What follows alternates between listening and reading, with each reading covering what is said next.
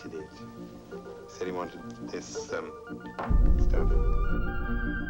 100 years ago, a new theory about human nature was put forward by Zygmunt Freud. He had discovered, he said, primitive sexual and aggressive forces hidden deep inside the minds of all human beings. Forces which, if not controlled, led individuals and societies to chaos and destruction. This series is about how those in power have used Freud's theories to try and control the dangerous crowd in an age of mass democracy. At the heart of the story is not just Sigmund Freud, but other members of the Freud family.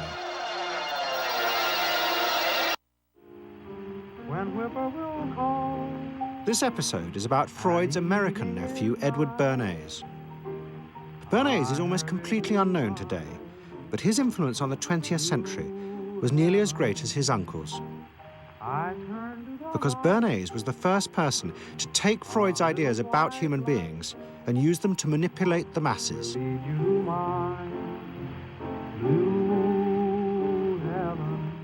He showed American corporations for the first time how they could make people want things they didn't need by linking mass-produced goods to their unconscious desires. Out of this would come a new political idea of how to control the masses. By satisfying people's inner selfish desires, one made them happy and thus docile. It was the start of the all-consuming self, which has come to dominate our world today.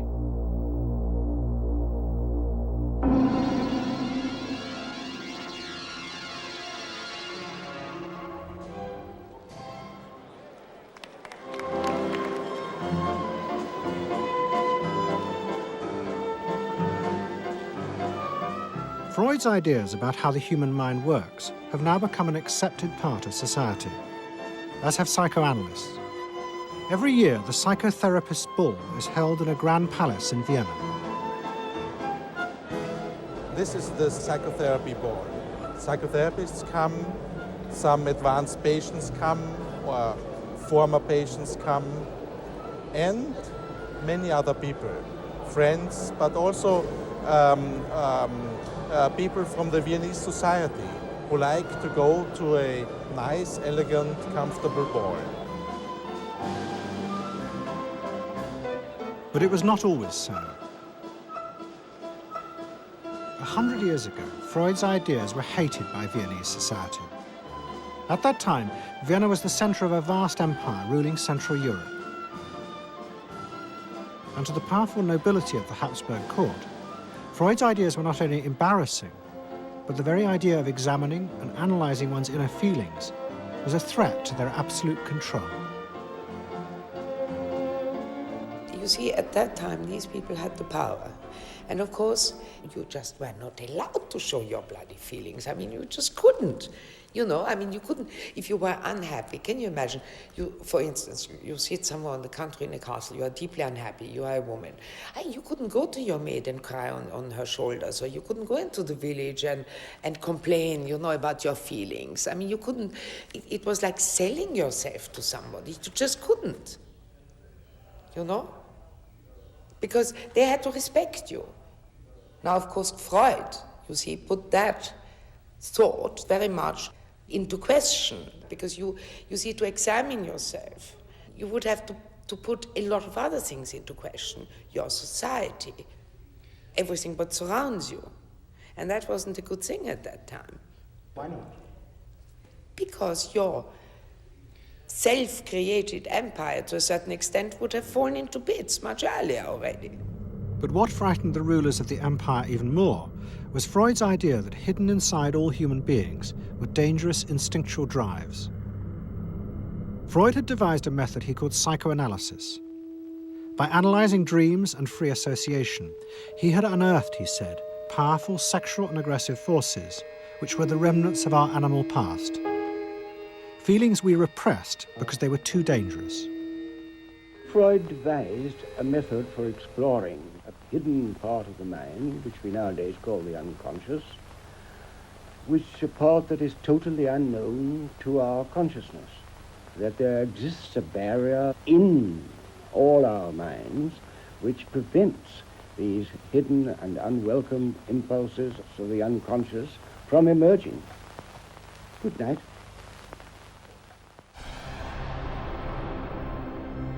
In 1914, the Austro-Hungarian Empire led Europe into war. As the horror mounted, Freud saw it as terrible evidence of the truth of his findings. The saddest thing, he wrote, is that this is exactly the way we should have expected people to behave, from our knowledge of psychoanalysis. Governments had unleashed the primitive forces in human beings, and no one seemed to know how to stop them.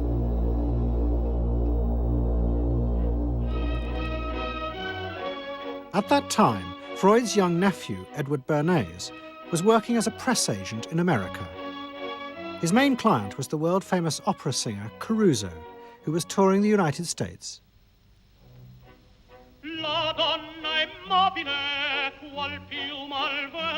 Bernays' parents had emigrated to America 20 years before, but he kept in touch with his uncle and joined him for holidays in the Alps. But Bernays was now about to return to Europe for a very different reason. On the night that Caruso opened in Toledo, Ohio, America announced it was entering the war against Germany and Austria. As a part of the war effort, the US government set up a Committee on Public Information, and Bernays was employed to promote America's war aims in the press.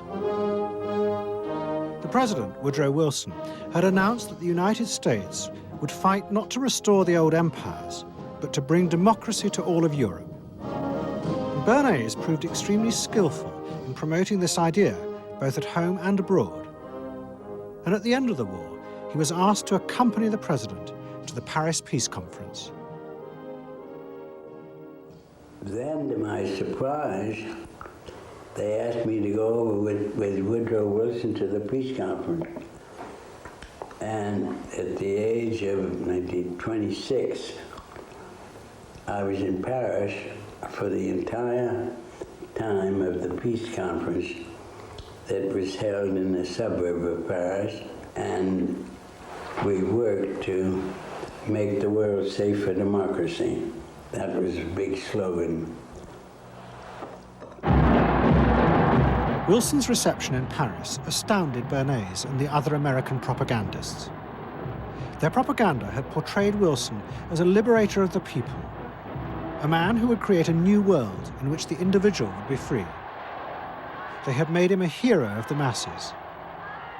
And as he watched the crowds surge around Wilson, Bernays began to wonder whether it would be possible to do the same type of mass persuasion, but in peacetime.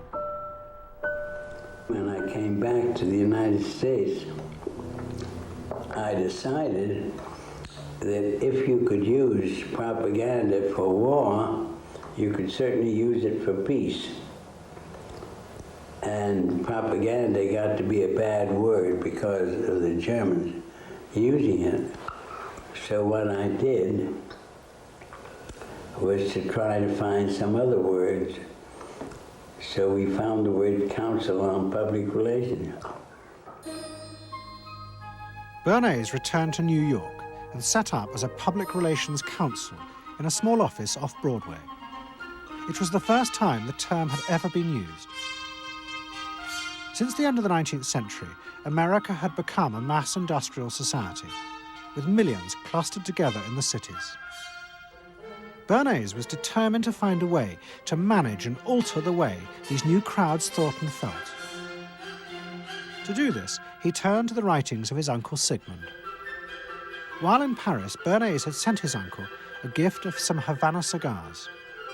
In return, Freud had sent him a copy of his general introduction to psychoanalysis. Bernays read it, and the picture of hidden irrational forces inside human beings fascinated him. He wondered whether he might make money by manipulating the unconscious. What Eddie got from Freud was indeed this idea that there is a lot more going on in human decision-making, not only among individuals, but even more importantly among groups, than this idea that information drives behavior. And so Eddie began to formulate this idea that you had to look at things that would play to people's irrational emotions. And you see, that moved Eddie immediately into a different category from other people in his field and most government officials and managers of the day who thought if you just hit people with all this factual information, they would look at that and say, oh, of course. And Eddie knew that was not the way the world worked. Bernays set out to experiment with the minds of the popular classes. His most dramatic experiment was to persuade women to smoke. At that time, there was a taboo against women smoking, and one of his early clients, George Hill, the president of the American Tobacco Corporation, asked Bernays to find a way of breaking it. He said, we're losing half of our market because men have invoked a taboo against women smoking in public. Can you do anything about that? I said, let me think about it. And then I said, have I your permission to see a psychoanalyst to find out what cigarettes mean to women? He said, what'll it cost? So I called up Dr. Brill, A.A. Brill, who was a leading psychoanalyst in New York at that time. How come you didn't call your uncle? Why didn't you call your uncle? Because he was in Vienna. A.A. Brill was one of the first psychoanalysts in America. And for a large fee, he told Bernays that cigarettes were a symbol of the penis and of male sexual power. He told Bernays that if he could find a way to connect cigarettes with the idea of challenging male power, then women would smoke, because then they would have their own penises. Every year, New York held an Easter Day parade to which thousands came. And Bernays decided to stage an event there. He persuaded a group of rich debutantes to hide cigarettes under their clothes. Then they should join the parade, and at a given signal from him, they were to light up the cigarettes dramatically. Bernays then informed the press that he had heard that a group of suffragettes were preparing to protest by lighting up what they called torches of freedom. He knew this would be an outcry, and he knew that all of the photographers would be there to capture this moment. And so he was ready with a phrase, which was torches of freedom. And so here you have a symbol, women, young women, debutantes, smoking a cigarette in public with a phrase that means anybody who believes in this kind of equality pretty much has to support them in the ensuing debate about this, because torches of freedom. I mean, what's on all American coins? It's liberty. She's holding up the torch, you see? And so all of this is there together. There's emotion, there's memory, there's a rational phrase, even though it's using a lot of emotional elements, it's a phrase that works in a rational sense. All of this is together.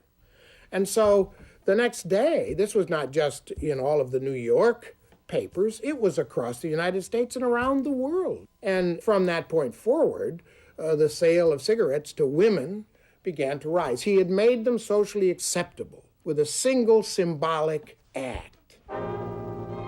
What Bernays had created was the idea that if a woman smoked, it made her more powerful and independent, an idea that still persists today. Embrace me, my sweet embrace. It made him realize that it was possible to persuade people to behave irrationally if you link products to their emotional desires and feelings. The idea that smoking actually made women freer was completely irrational, but it made them feel more independent. It meant that irrelevant objects could become powerful emotional symbols of how you wanted to be seen by others. Eddie Bernays saw the way to sell product was not to sell it to your intellect, that you ought to buy an automobile, but that you will feel better about it if you have this automobile. I think he originated that idea, that they weren't just purchasing something, but they were engaging themselves emotionally or personally in the product or service. That it's not, you think you need a new piece of clothing, but you'll feel better with the piece of clothing. That was his contribution in a very real sense. We see it all over the place today, but I think he originated the idea of the emotional connect to a product or service. What Bernays was doing fascinated America's corporations. They had come out of the war rich and powerful, but they had a growing worry.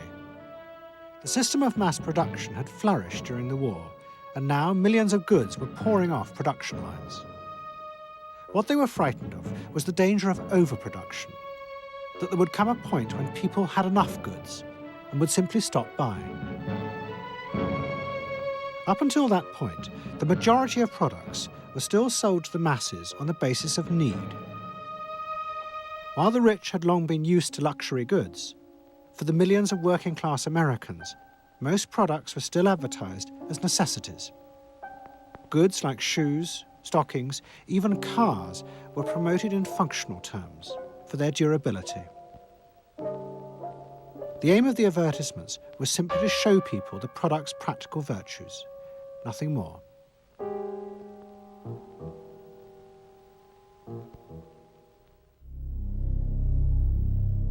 What the corporations realized they had to do was transform the way the majority of Americans thought about products. One leading Wall Street banker, Paul Mazur of Lehman Brothers, was clear about what was necessary. We must shift America, he wrote, from a needs to a desires culture. People must be trained to desire, to want new things even before the old have been entirely consumed. We must shape a new mentality in America. Man's desires must overshadow his needs. Prior to that time, there was no American consumer. There was the American worker, and there was the American owner, and they manufactured and they saved and they ate what they had to, and the people shopped for what they needed. And while the very rich may have bought things they didn't need, most people did not. And Mazur envisioned a break with that, where you would have things that you didn't actually need, but you wanted, as opposed to needed. And the man who would be at the center of changing that mentality for the corporations was Edward Bernays. Bernays really is the guy within the United States, more than anybody else, who sort of brings to the table psychological theory as something that is an essential part of how, from the corporate side, of how we are going to appeal to the masses effectively. And the whole sort of merchandising establishment and sales establishment is ready for Sigmund Freud. I mean, they are ready for understanding what motivates the human mind. And so that there's this real openness to Bernays' techniques being used to sell products to the masses.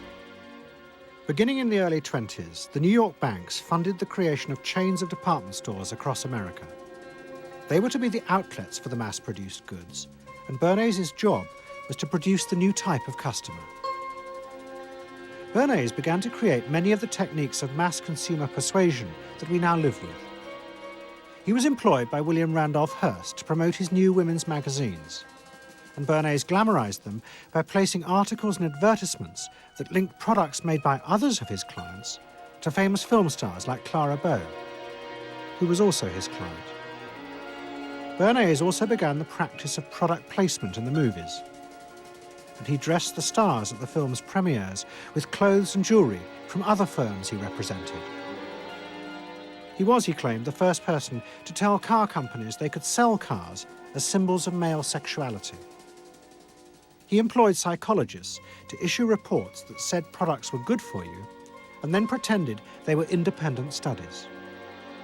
He organized fashion shows in the department stores and paid celebrities to repeat the new and essential message: you bought things not just for need, but to express your inner sense of yourself to others. There's a psychology of dress. Have you ever thought about it? How it can express your character? You all have interesting characters, but some of them are all hidden. I wonder why you all want to dress always the same, with the same hats and the same coats. I'm sure all of you are interesting and have wonderful things about you, but looking at you in the street, you all look so much the same. And that's why I'm talking to you about the psychology of dress. Try and express yourselves better in your dress. Bring out out certain things that you think are hidden. I wonder if you've thought of this angle of your personality. I'd like to ask you some questions. Why do you like short skirts? Oh, because there's more to see. More to see, eh? What good does that do you? Much in my hands. It makes you more attractive. Does? In 1927, an American journalist wrote, "A change has come over our democracy. It is called consumptionism. The American citizen's first importance to his country is now no longer that of citizen, but that of consumer." The growing wave of consumerism helped in turn to create a stock market boom.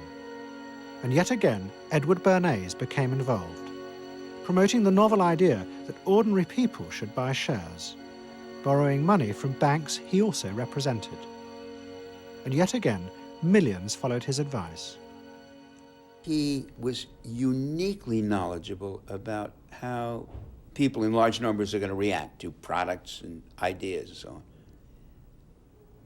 But in political terms, if he were to go out, so I can't imagine that he could get 3 people to stand and listen. Wasn't particularly articulate, was a kind of funny looking, and didn't have any sense of reaching out for people one-on-one. None at all. He didn't think about people in groups of one, thought about people in groups of thousands. So I would have nothing to do with it. Hello? Bernays soon became famous as the man who understood the mind of the crowd. And in 1924, the president contacted him. President Coolidge was a quiet, taciturn man and had become a national joke. The press portrayed him as a dull, humorless figure. Bernays' solution was to do exactly the same as he had done with products. He persuaded 34 famous film stars to visit the White House. And for the first time, politics became involved with public relations. And I lined up these 34 people, and I'd say, "What's your name?" He'd say, "Al Jolson." I'd say, "Mr. President, Al Jolson." Next day, every newspaper in the United States had a front page story: President Coolidge entertains actors at White House. And the Times had a headline which said, "President nearly laughed." And everybody was happy. But while Bernays became rich and powerful in America, in Vienna, his uncle was facing disaster. Like much of Europe, Vienna was suffering an economic crisis and massive inflation, which wiped out all of Freud's savings. Facing bankruptcy, he wrote to his nephew for help. Bernays responded by arranging for Freud's works to be published for the first time in America, and began to send his uncle precious dollars, which Freud kept secretly in a foreign bank account. He was Freud's agent, if you will, to get his books published. Well, of course, once the books were being published, Eddie couldn't help himself but promote these books, see that everybody read them, make them controversial, emphasize the fact that, do you know what Freud says about sex and what he says cigarettes are a symbol of, and so on and so forth? How do you suppose all those stories got out? Certainly the academics weren't spreading these around the country. Eddie Bernays was. Then, when Freud became accepted, well then, of course, to go to a client and say, "Well, Uncle Siggy," see, then that had some cachet. But notice there, first Eddie created Uncle Siggy in the U.S., made him acceptable, secondly, and thirdly, then capitalized on Uncle Siggy. Typical Bernays performance. Bernays also suggested that Freud promote himself in the United States. He proposed his uncle write an article for Cosmopolitan, a magazine that Bernays represented, entitled "A Woman's Mental Place in the Home." Freud was furious. Such an idea, he said, was unthinkable. It was vulgar, and anyway, he hated America. Freud was now becoming increasingly pessimistic about human beings. In the mid-20s, he retreated in the summers to the Alps, sometimes staying in an old hotel, the Pension Moritz in Berchtesgaden. It is now a ruin.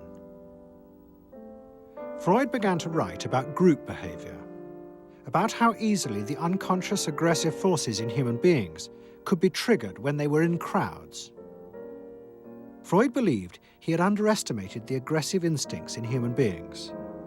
They were far more dangerous than he had originally thought. After World War I, Freud was basically a pessimist. He felt that man is an impossible creature, a very, very sadistic and bad species, and did not believe that man can be improved. Man is a ferocious animal, the most ferocious animal that exists. They enjoy torturing and killing, and he didn't like man. The publication of Freud's works in America had an extraordinary effect on journalists and intellectuals in the 1920s. What fascinated and frightened them was the picture Freud painted of submerged, dangerous forces lurking just under the surface of modern society. Forces that could erupt easily to produce the frenzied mob which had the power to destroy even governments.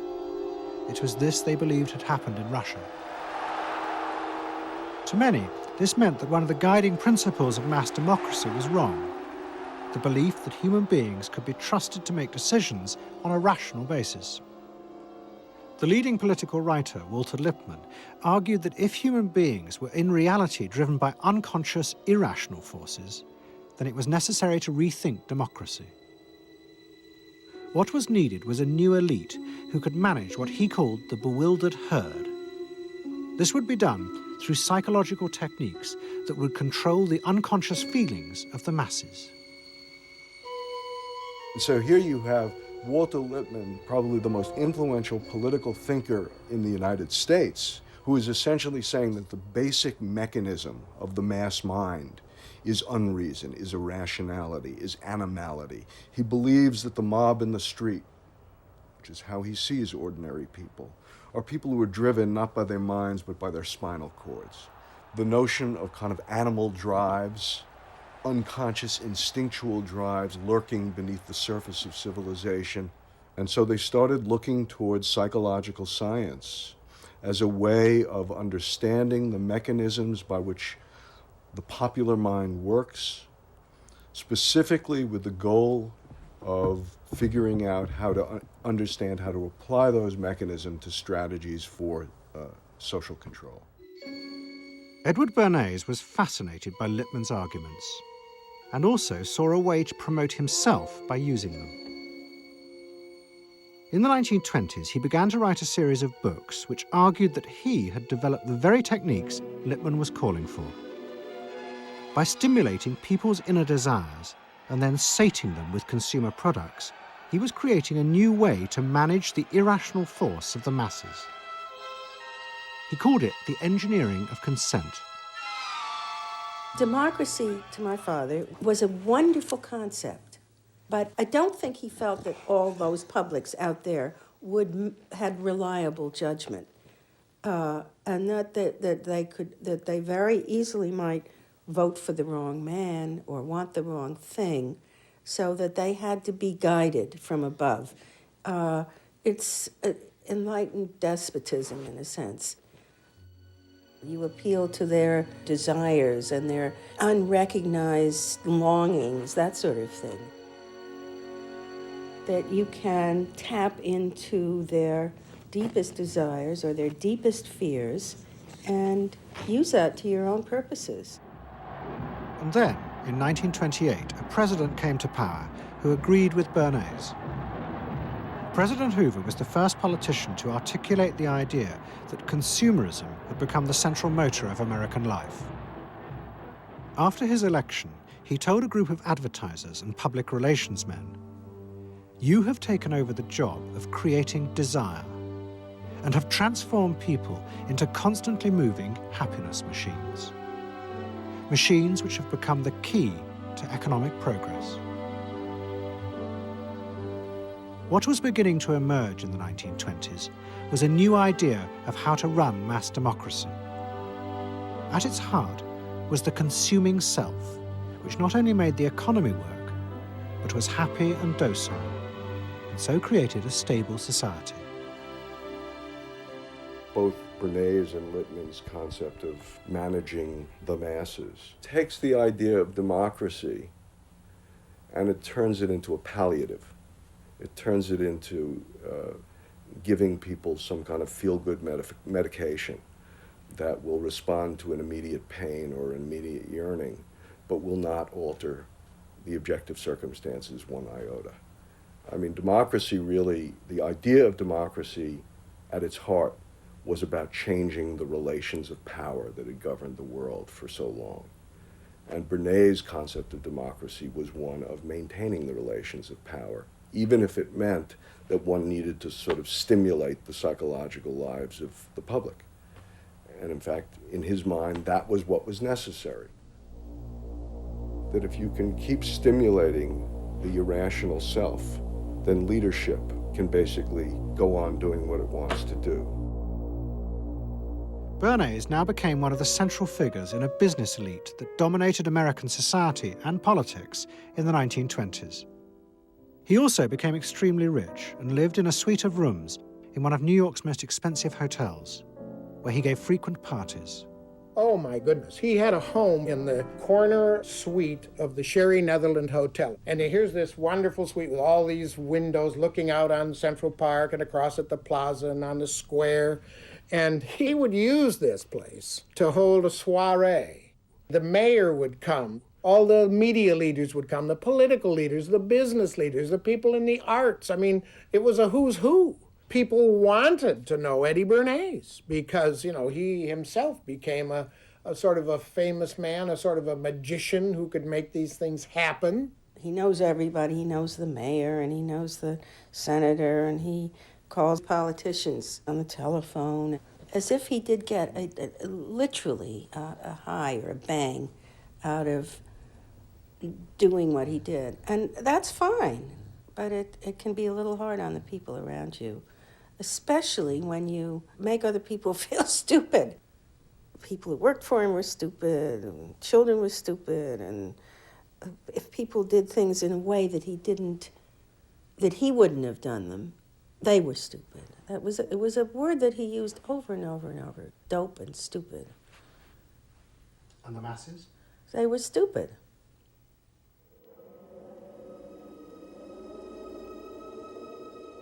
But Bernays' power was about to be destroyed dramatically, and by a type of human irrationality he could do nothing to control. At the end of October 1929, Bernays organised a huge national event to celebrate the 50th anniversary of the invention of the light bulb. President Hoover, the leaders of major corporations, and bankers like John D. Rockefeller were all summoned by Bernays to celebrate the power of American business.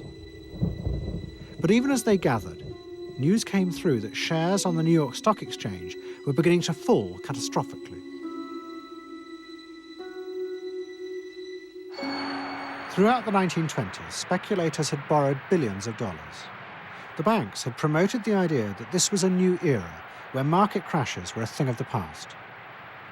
But they were wrong. What was about to happen was the biggest stock market crash in history. Investors had panicked and begun to sell in a blind, relentless fury that no reassurance by bankers or politicians could halt. And on the 29th of October 1929, the market collapsed.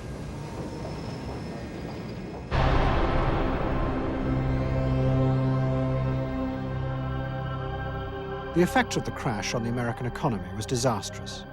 Faced with recession and unemployment, millions of American workers stopped buying goods they didn't need.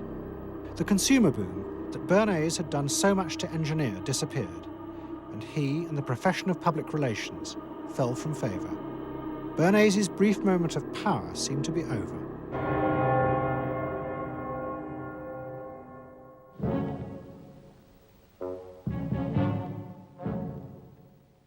The effect of the Wall Street crash on Europe was also catastrophic.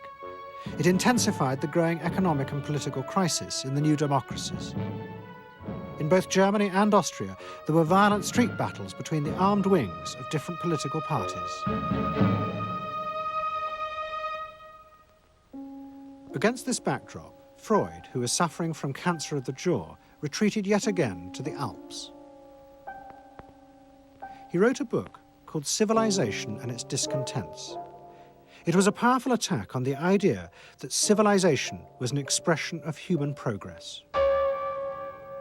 Instead, Freud argued, civilization had actually been constructed to control the dangerous animal forces inside human beings. What was implicit in Freud's argument was that the ideal of individual freedom, which was at the heart of democracy, was impossible. Human beings could never be allowed to truly express themselves because it was too dangerous. They must always be controlled and would thus always be discontent.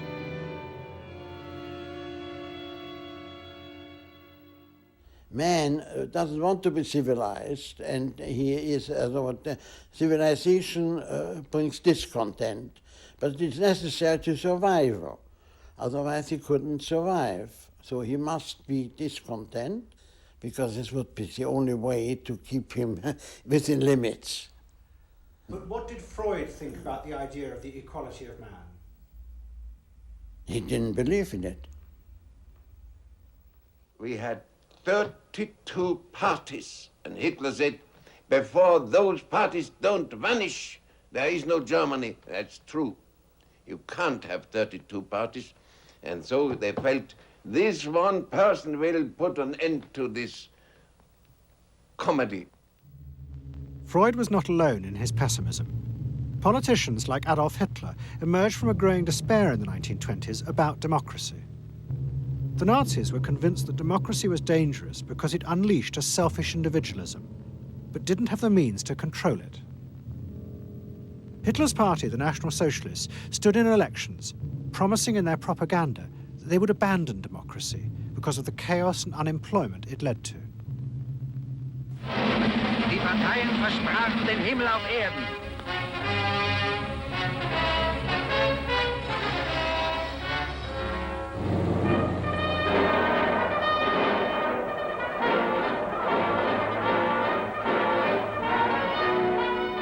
In March 1933, the National Socialists were elected to power in Germany, and they set out to create a society that would control human beings in a different way. One of their first acts was to take control of business. The planning of production would in future be done by the state. The free market was too unstable, as the crash in America had proved. Workers' leisure time was also planned by the state through a new organization called Strength Through Joy.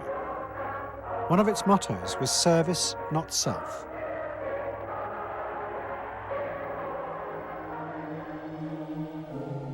But the Nazis did not see this as a return to an old form of autocratic control.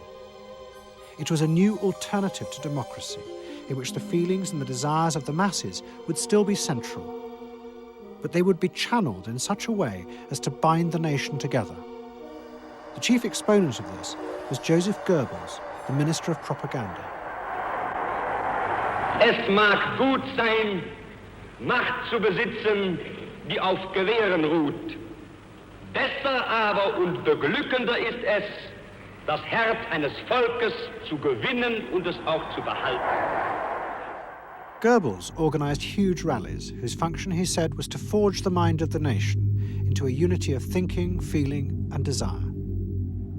One of his inspirations, he told an American journalist, was the writings of Freud's nephew, Edward Bernays.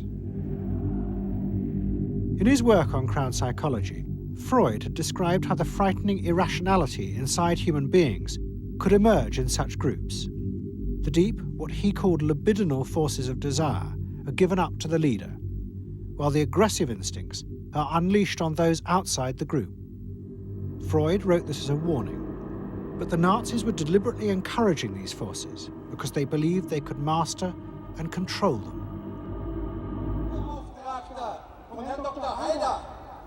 Well, Freud was saying that masses are bound by libidinal forces. They love each other and delegate their ideas and their feelings to the chap on top. What are libidinal forces? Pardon? What are libidinal forces? Well, forces of love. Not hate? No. Hate is delegated to the others outside.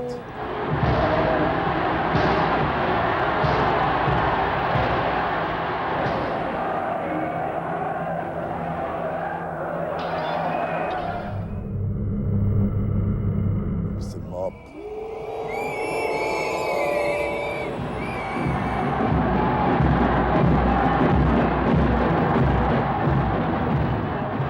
I could see from afar, looking up Wilhelmstraße towards unter den Linden, how those 100,000 of people, when they passed Hitler, they just became completely delirious. They began to shout these cries I will never get out of my ears. Heil, Sieg, Heil. They were demented. And here I got confirmation how those irrational forces, uncontrollable forces in Germany, in the Germans, had erupted, had broken out, were running riot, were departing, marching on.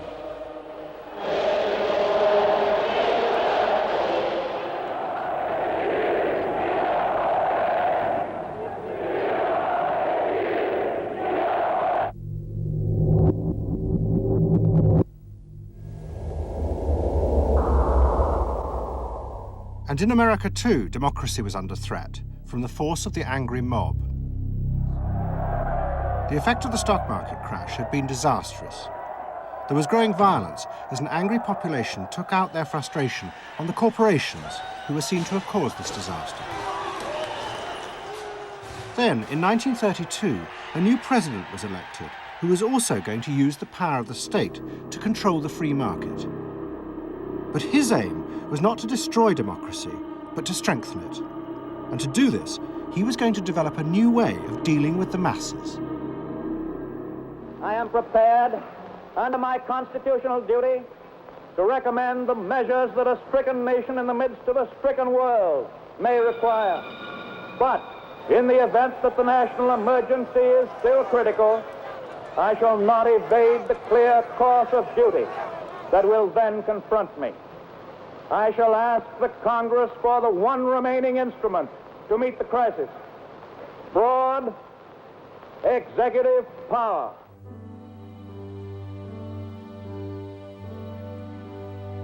It was the start of what would become known as the New Deal.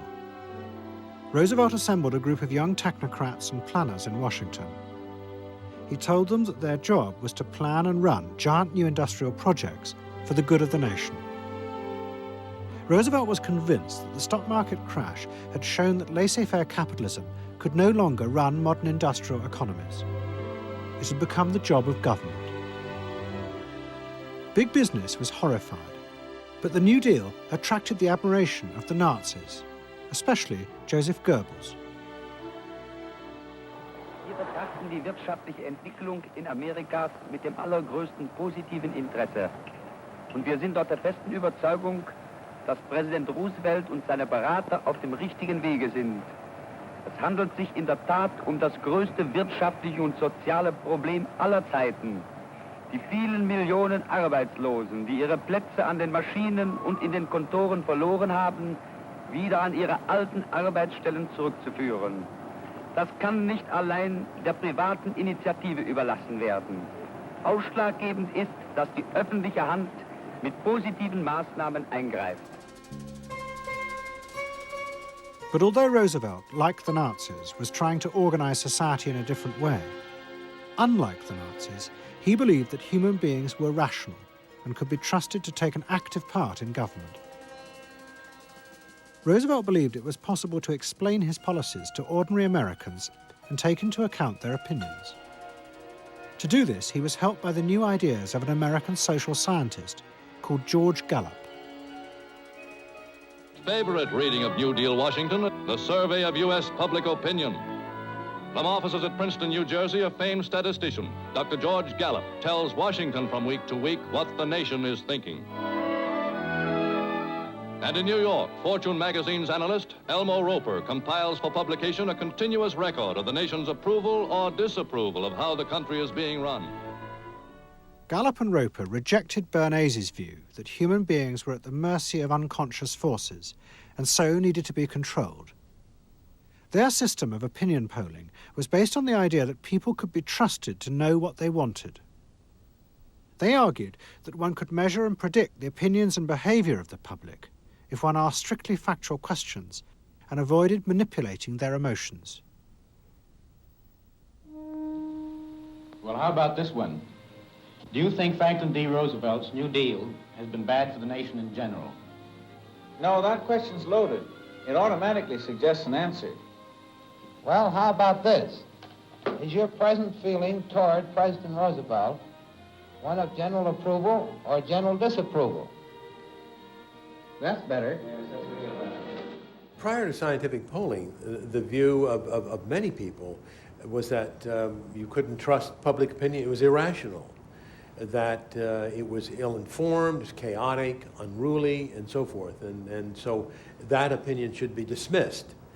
But with scientific polling, I think it established very clearly that people are rational, that they do make good decisions, and this offers democracy a chance to be truly informed by the public, giving everybody a voice in the way the country is run. I know my father wouldn't necessarily say the voice of the public is the voice of God, but he did feel very much that the voice of the people is a rational voice and should be heard. What Roosevelt was doing was forging a new connection between the masses and politicians. No longer were they irrational consumers who were managed by sating their desires. Instead, they were sensible citizens who could take part in the governing of the country. In 1936, Roosevelt stood for re-election. He promised further control over big business.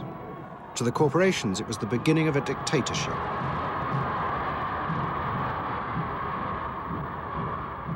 Roosevelt interferes with private enterprise and is running the country into debt for generations to come.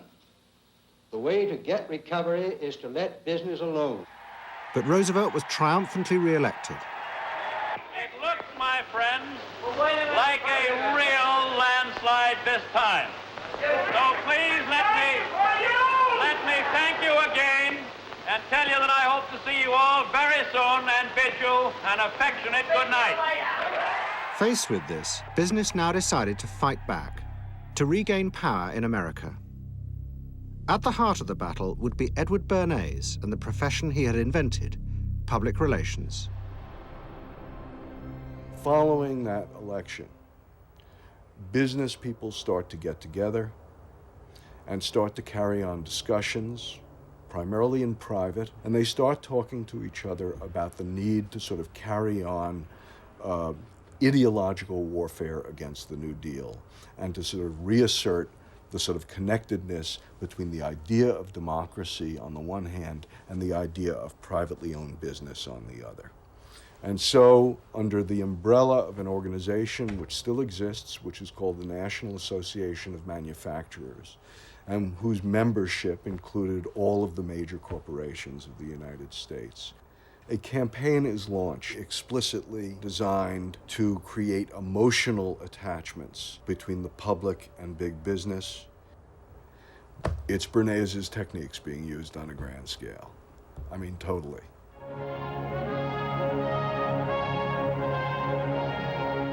The General Motors Parade of Progress, traveling the high roads and byroads of America, bringing to millions of Americans in their own hometown the fascinating story behind modern industry, showing... The campaign set out to show dramatically that it was business, not politicians, who had created modern America. A better mode of living for all of us.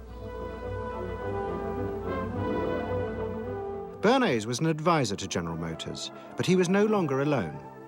The industry he had founded now flourished as hundreds of public relations advisors organized a vast campaign. They not only used advertisements and billboards, but managed to insinuate their message into the editorial pages of the newspapers. It became a bitter fight. In response to the campaign, the government made films that warned of the unscrupulous manipulation of the press by big business. And the central villain was the new figure of the public relations man. They tried to achieve their ends by working entirely behind the scenes, corrupting and deceiving the public. The aims of such groups may be either good or bad, so far as the public interest is concerned, but their methods are a grave danger to democratic institutions. The films also showed how the responsible citizen could monitor the press themselves. They could create a chart that analyzed the reporting for signs of hidden bias. But such earnest instruction was to be no match for the powerful imagination of Edward Bernays. He was about to help create a vision of the utopia that free market capitalism would build in America if it was unleashed.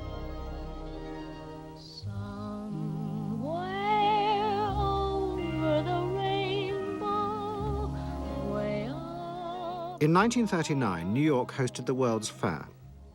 Edward Bernays was a central advisor. He insisted that the theme be the link between democracy and American business.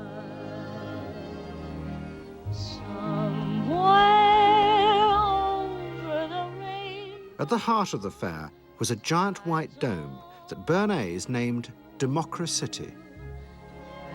And the central exhibit was a vast working model of America's future, constructed by the General Motors Corporation. To my father, the World's Fair was an opportunity to keep the status quo, that is, capitalism, in a democracy. Democracy and capitalism, that marriage, right, linking, just like that.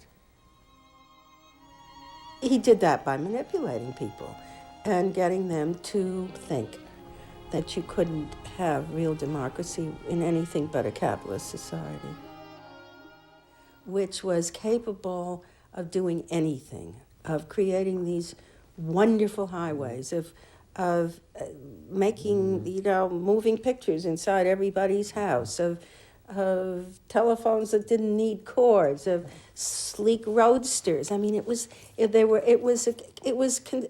consumerist, but at the same time, you inferred that in a funny way, democracy and capitalism went together. The World's Fair was an extraordinary success and captured America's imagination. The vision it portrayed was of a new form of democracy, in which business responded to people's innermost desires in a way politicians could never do. But it was a form of democracy that depended on treating people not as active citizens, as Roosevelt did, but as passive consumers. Because this, Bernays believed, was the key to control in a mass democracy. It's not that the people are in charge, but that the people's desires are in charge. The people are not in charge. The people exercise no decision-making power within this environment. So democracy is reduced from something which assumes an active citizenry to the idea of the public as passive consumers. Driven primarily by instinctual or unconscious desires, and that if you can in fact trigger those needs and desires, you can get what you want from them. But this struggle between the two views of human beings as to whether they were rational or irrational was about to be dramatically affected by events in Europe. Events that would also change the fortunes of the Freud family. In March 1938, the Nazis annexed Austria. It was called the Anschluss. Hitler arrived in Vienna to an extraordinary outpouring of mass adulation. But even as he drove through the city, behind the scenes, the Nazis were systematically whipping up and unleashing the hatred of the crowd against the enemies of the new Greater Germany. The Anschluss was a kind of explosion of terrible hatred against the enemies, so-called enemies, or whatever they considered enemies, against the Jews totally, and also against a lot of very decent Austrians who had opposed the Nazis in Austria. They said it's legitimate now, you can do what you want, so they did it. Stealing, robbing and killing, I can't say it otherwise. And human depravity, of course, is always very near to normal behavior. It can change very quickly.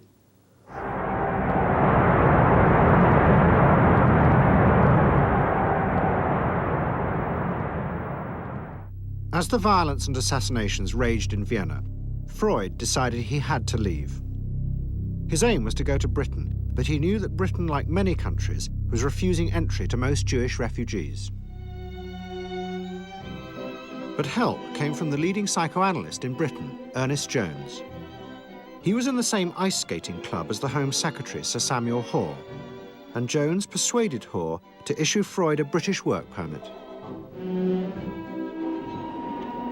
And in May 1938, Freud, his daughter Anna, and other members of his family set off for London.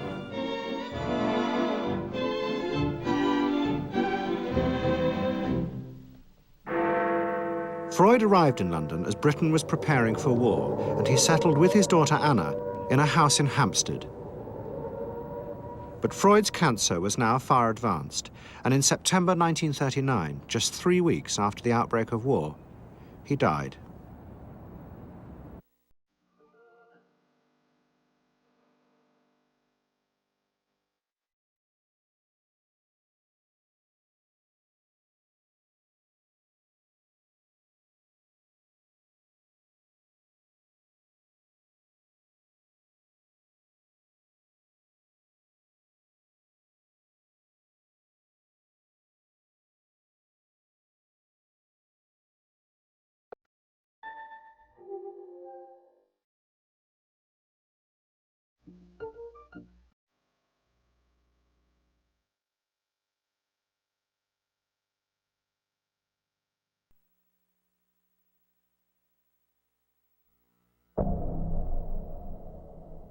Let's say a word about dreams.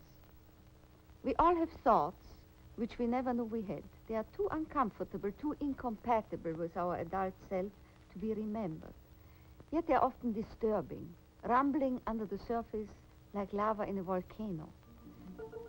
The dream is the royal road to these thoughts, the royal road to the unconscious. This is the story of how Sigmund Freud's ideas about the unconscious mind were used by those in power in post-war America to try and control the masses. Politicians and planners came to believe that Freud was right to suggest that hidden deep within all human beings were dangerous and irrational desires and fears. They were convinced that it was the unleashing of these instincts that had led to the barbarism of Nazi Germany. To stop it ever happening again, they set out to find ways to control this hidden enemy within the human mind.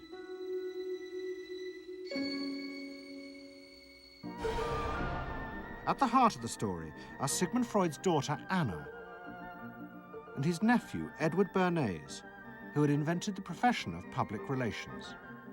Their ideas were used by the US government, big business, and the CIA to develop techniques to manage and control the minds of the American people.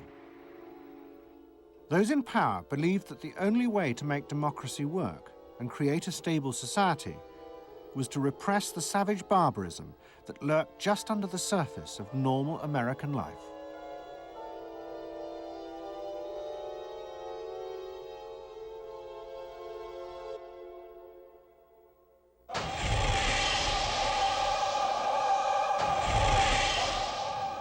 The story begins in the middle of the fierce fighting of the Second World War.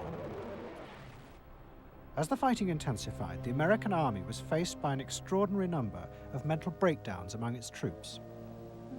49% of all soldiers evacuated from combat were sent back because they suffered from mental problems. In desperation, the army turned to the new ideas of psychoanalysis. They made a film record of the experiment using hidden cameras. It says here on your record that you had headaches. That you had crying spells? Yes, sir. I believe in your profession is called nostalgia. In other words, homesickness. Yes, sir. Mm-hmm. It was induced when, shortly before the war, I received a picture of my sweetheart. Yes.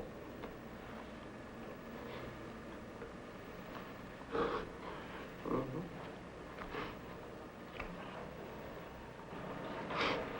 I'm sorry, I can't continue. That's all right. It was the first time that anyone had paid such attention to the feelings and anxieties of ordinary people.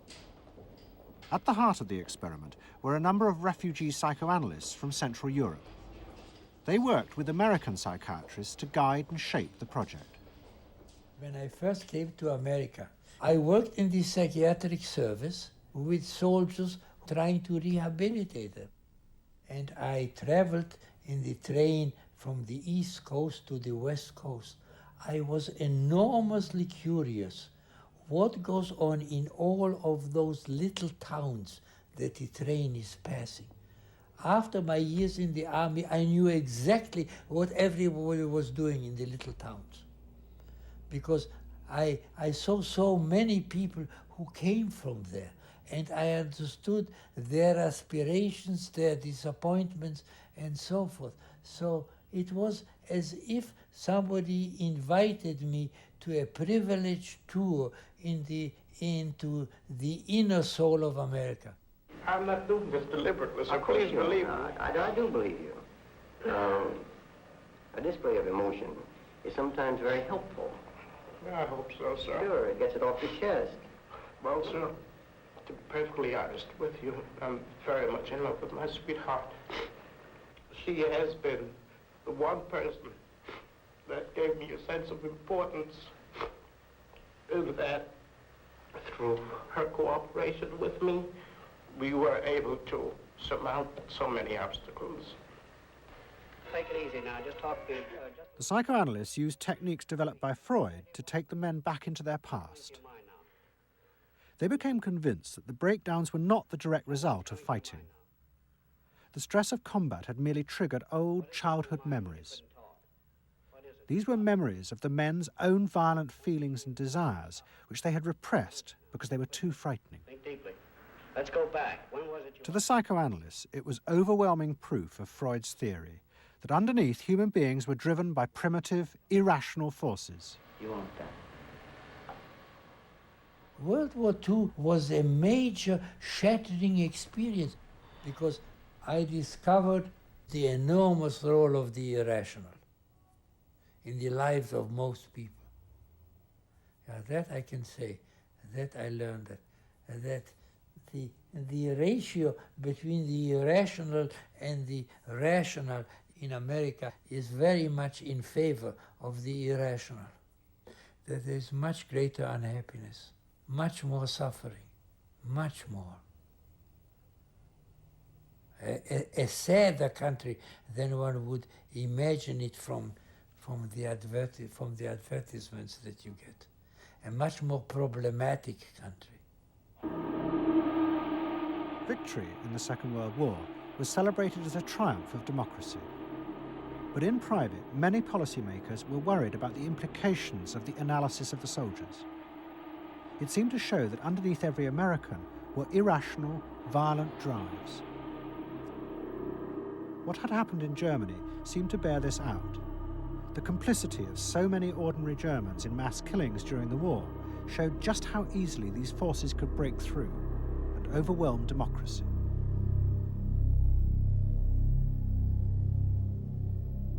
Planners and policymakers had been convinced by their experiences during World War II that human beings could act very irrationally because of this sort of teeming and raw and unpredictable emotionality, the kind of chaos that lived at the base of human personality could, in fact, infect the society, social institutions, to such a point that the society itself would become sick.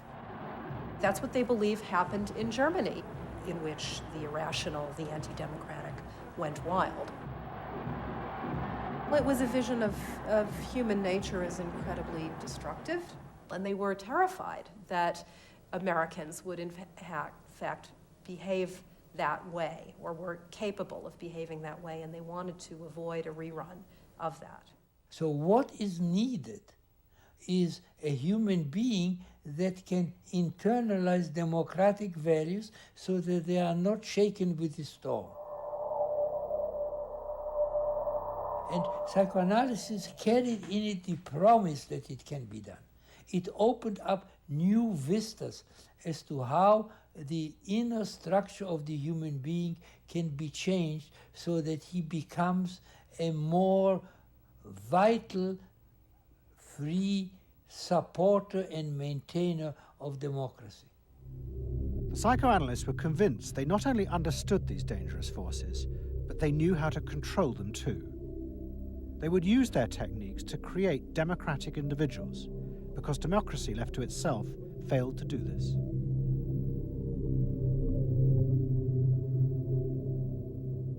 The source of this idea was not only Sigmund Freud, but his youngest daughter, Anna. She had fled with her father to London before the outbreak of war. And after he died, Anna Freud became the acknowledged leader of the world psychoanalytic movement. She saw her job as to fulfill her father's dream of making his ideas accepted throughout the world. At the center of the Freud movement stood Tante Anna, because she managed to work herself into that position. She was recognized as that, and not just because she was the daughter. She worked on that. She was rather forbidding. She was not, to me, a warm person, not an aunt you could kiss or put your arms around. Not at all. And her whole life rotated around the spreading of psychoanalysis.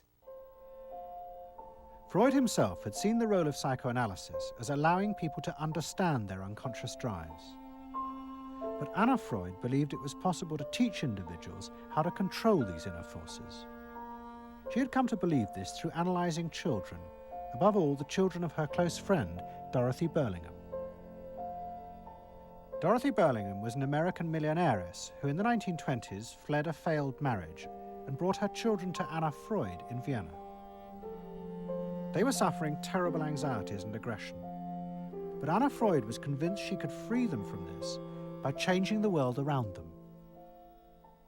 She thought that she could come in and into their environment, essentially, because they were children, you see. They didn't have independent lives of their own. She could go talk to the parents or the mother. She could go to the schools. She could influence their real world, the actual external world, to change their lives and to help them. And to change them as people? I think that was part of what her idea was, is that she felt that she could change them. From her analysis of the Burlingham children, Anna Freud developed a theory of how to help them control their inner drives. She believed that if, as well as psychotherapy, they were also encouraged to adapt to a good family and social environment, then the conscious part of their mind, the ego, would be strengthened in its struggle to control the unconscious. Anna Freud's aim was simply to help the children. But it was always the psychoanalyst who decided what was the right environment and the appropriate behavior for the children. And often as not, this reflected the social mores of the time.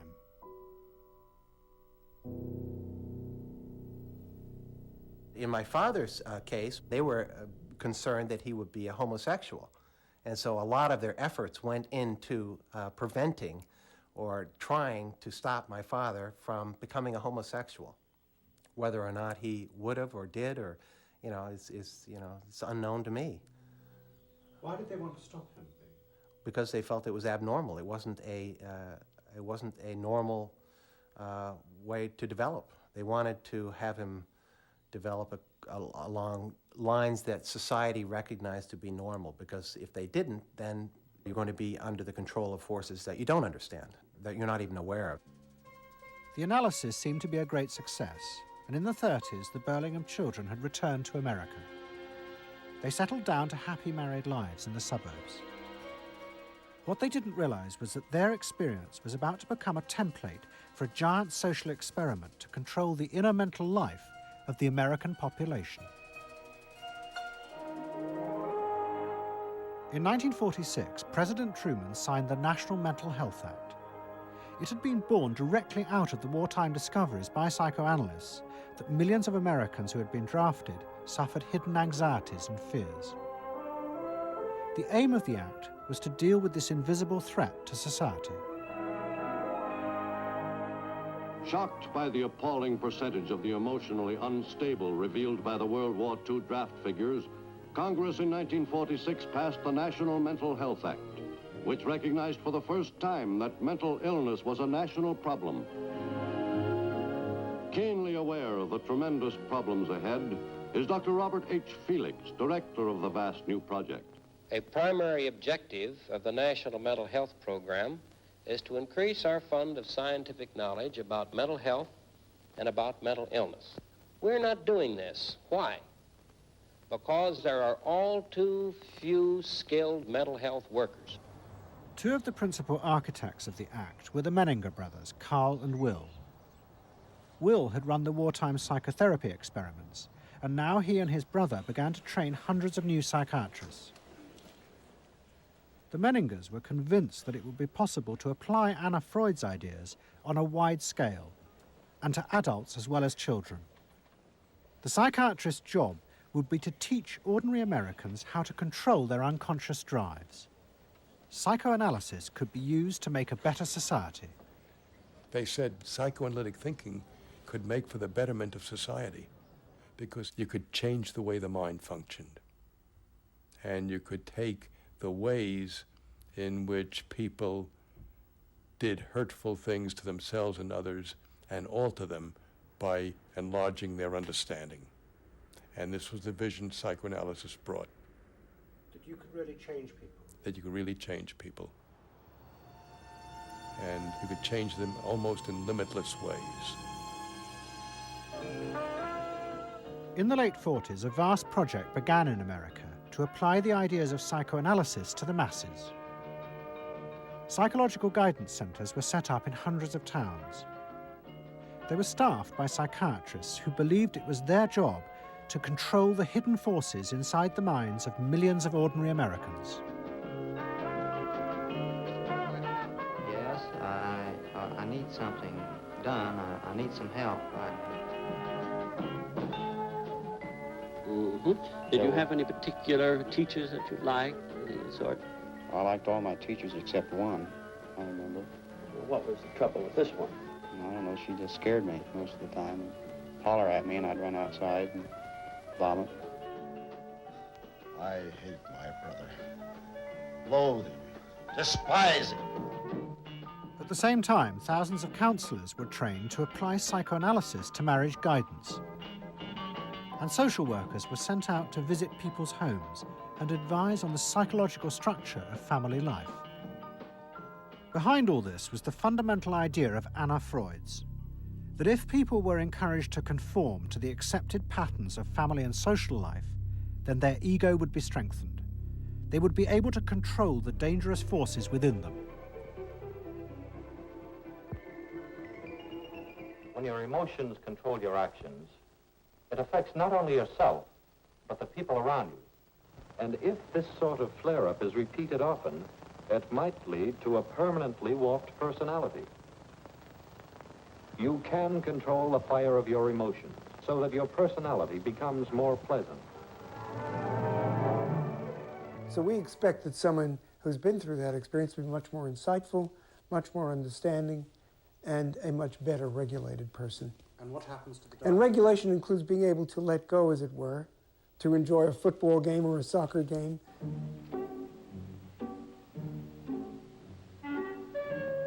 A more understanding, yes, rational, but also appropriately emotional person. The regulatory aspects of the human mind would really be in charge. Instead of being overwhelmed by our passions and by our darker impulses. That one would be master or mistress of one's own passions. They just felt that the road to happiness was in adapting to the external world in which they lived. That people could be uncrippled from their own neurotic conflicts and impulses, that they would not engage in self-destructive behavior, that they would in fact adapt to the reality about them. They never questioned the reality. They never questioned that it might itself be a source of evil or something to which you could not adapt without compromise or without suffering or without exploiting yourself in some way. So there was this fit with the politics of the day. And a balance of emotions is important to a well-rounded personality. But it was only the beginning of the rise to power of psychoanalysis in America. Psychoanalysts were about to move into big business and use their techniques not just to create model citizens, but model consumers. Freud's American nephew, Edward Bernays, had been the first to convince American corporations that they could sell products by connecting them with people's unconscious feelings.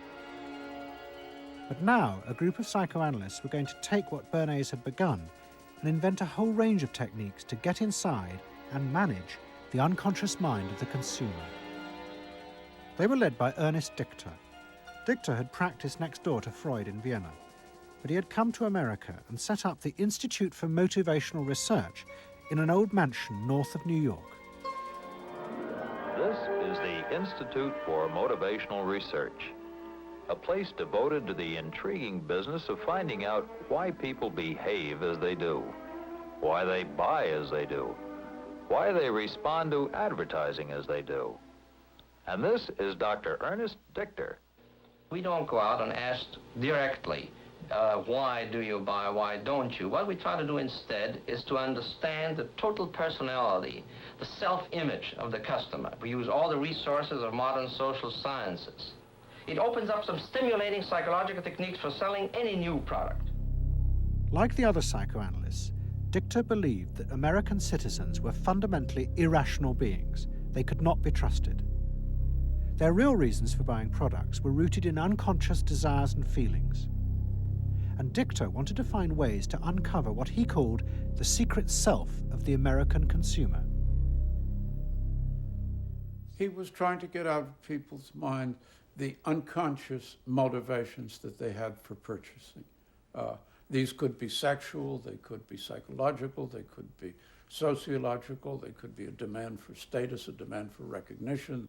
There were things that people couldn't verbalize or wouldn't verbalize because they were too secret to them. They were too much a part of their nature, and they would be embarrassed. They would be embarrassed if they came out and said things like this. He would interview people, but not ask them direct questions, but let them talk freely like you do in psychoanalysis. And that was his background. And so he said, why can't we have a group therapy session about products? All right? And so Dichter built this room up above his garage, and he said we can have psychoanalysis of products. They can actually act out and verbalize their wants and needs. What we're going to do is try a couple of these salad dressings. So let's see what happens. Here is our typical housewife. She doesn't follow the instructions. And they could be observed and watched, and other people could comment, and they could talk about it, and everybody could join in. He was the first to do this. This was absolutely the first thing that was ever done. And he had a movie projector up there where you could show advertisements and things like that, and people could react to them. And he invented the whole technique for mining the unconscious about the hidden psychological wants that people had about products. This became the focus group. It worked! Dichter's breakthrough came with a focus group study he did for Betty Crocker Foods. Like many food manufacturers in the early 50s, they had invented a new range of instant convenience foods. But although consumers had told market researchers they would welcome the idea, in fact, they were refusing to buy them. The worst problem was the Betty Crocker cake mix. Dichter did a series of focus groups where housewives free associated about the cake mix. He concluded that they felt unconscious guilt at the new image being promoted of ease and convenience. In other words, he understood that the barrier to the consumption of the product was the housewife's feeling of guilt about using it. They basically, on one hand, wanted to make it easy for themselves, but they felt guilty about it. So what you've got to do in those circumstances is remove the barrier being guilt. The way you do that is to give the housewife a greater sense of participation. And how do you do that? By adding an egg. Simple as that. As simple as that. Dichter told Betty Crocker to put an instruction on the packet that the housewife should add an egg. It would be an unconscious symbol, he said, of the housewife mixing in her own eggs as a gift to her husband, and so would lessen the guilt. Betty Crocker did it, and the sales soared. My cake is ready. The consumer may have basic needs that the consumer himself or herself doesn't fully understand. You have to know what those needs are in order to fully exploit the consumer. Is it wrong to give people what they want by taking away their defenses, helping remove their defenses? It seems so much longer than last year. It is. Nearly 4 inches longer in some models. Oh. Dichter's success led to a rush by corporations and advertising agencies to employ psychoanalysts. They became known as the Depth Boys, and they promised to show companies how to make millions by connecting their products with people's hidden desires. Dichter himself became a millionaire, famous for inventing slogans like "a tiger in your tank." Even the marketing of the Barbie doll came from a children's focus group. And so it goes.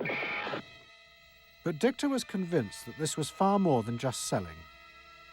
Like Anna Freud, he believed that the environment could be used to strengthen the human personality.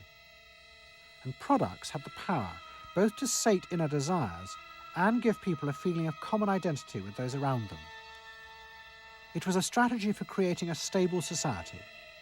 Dichter called it the strategy of desire.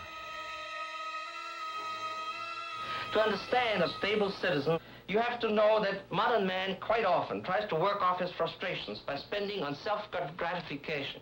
Modern man is eternally ready to fill out his self-image by purchasing products which complement it. If you identify yourself with a product, it can have a therapeutic value.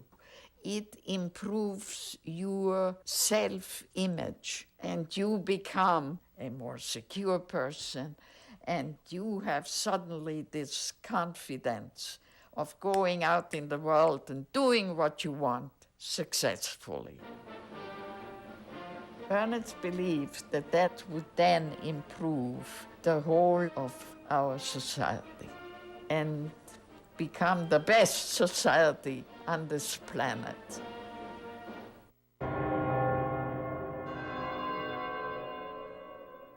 By the early 50s, the ideas of psychoanalysis had penetrated deep into American life. The psychoanalysts themselves became rich and powerful. Many had consulting rooms overlooking Central Park in New York.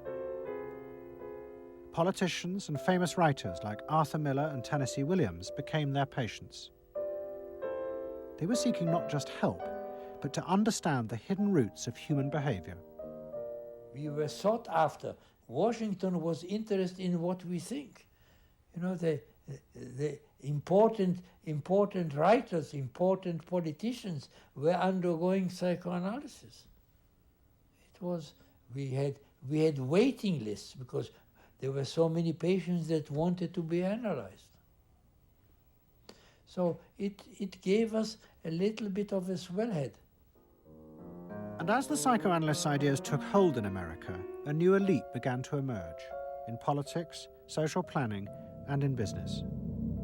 What linked this elite was the assumption that the masses were fundamentally irrational.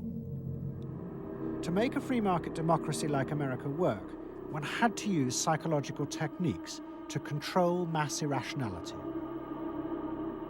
They actually believed that this elite was necessary because individual citizens were not capable, if left alone, of being democratic citizens. The elite was necessary in order to create the conditions that would produce individuals capable of behaving as a good consumer and also behaving as a democratic citizen.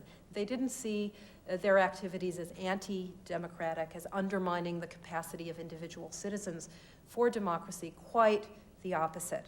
They understood that they were creating the conditions for democracy's survival and future.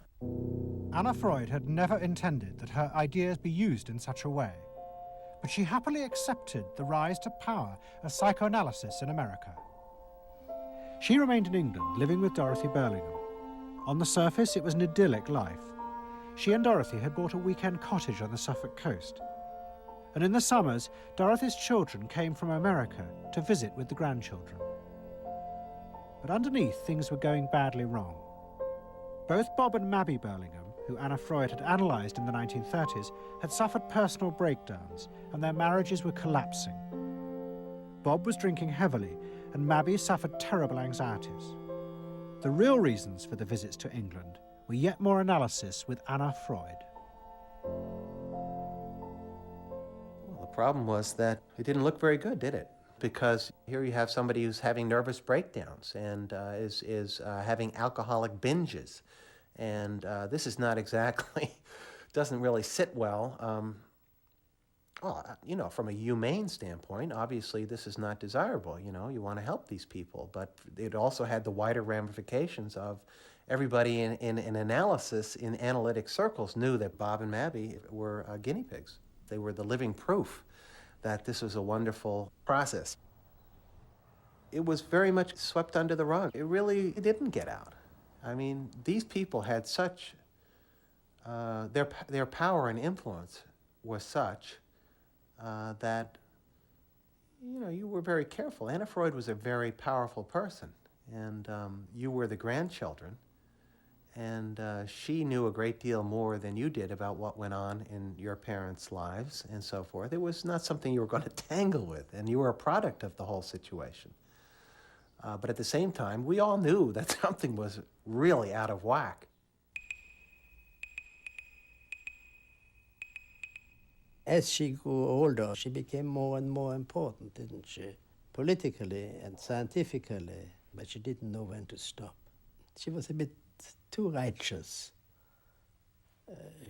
What she did was always the thing, and she would never, to my knowledge, acknowledge that she could make a mistake or be wrong. That is my feeling.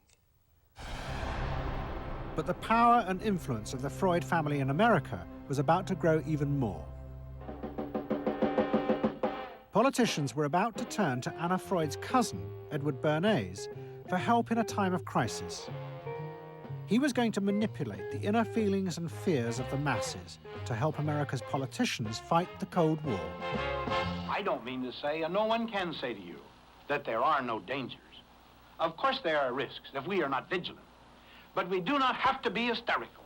In 1953, the Soviet Union exploded its first hydrogen bomb, and the fear of nuclear war and communism gripped the United States. Those in power became concerned about how to reassure the population. Committees were set up and public information films made, appealing for calm in the face of new threats, like nuclear fallout. It's the fallacy of devoting 85% of one's worrying capacity to an agent that constitutes only about 15% of an atomic bomb's destroying potential. At this point, Edward Bernays was living in New York. In the 1920s, he had invented the profession of public relations and was now one of the most powerful PR men in America. He worked for most of the major corporations and advised politicians, including President Eisenhower. Like his uncle Zygmunt, Bernays was convinced that human beings were driven by irrational forces. The only way to deal with the public was to connect with their unconscious desires and fears. Bernays argued that instead of trying to reduce people's fear of communism, one should actually encourage and manipulate the fear, but in such a way as it became a weapon in the Cold War. Rational argument was fruitless.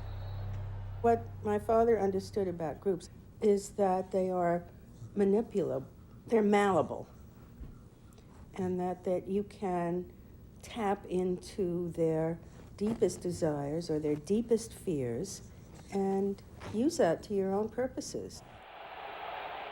I don't think he felt that all those publics out there had reliable judgment, that they very easily might vote for the wrong man or want the wrong thing, so that they had to be guided from above.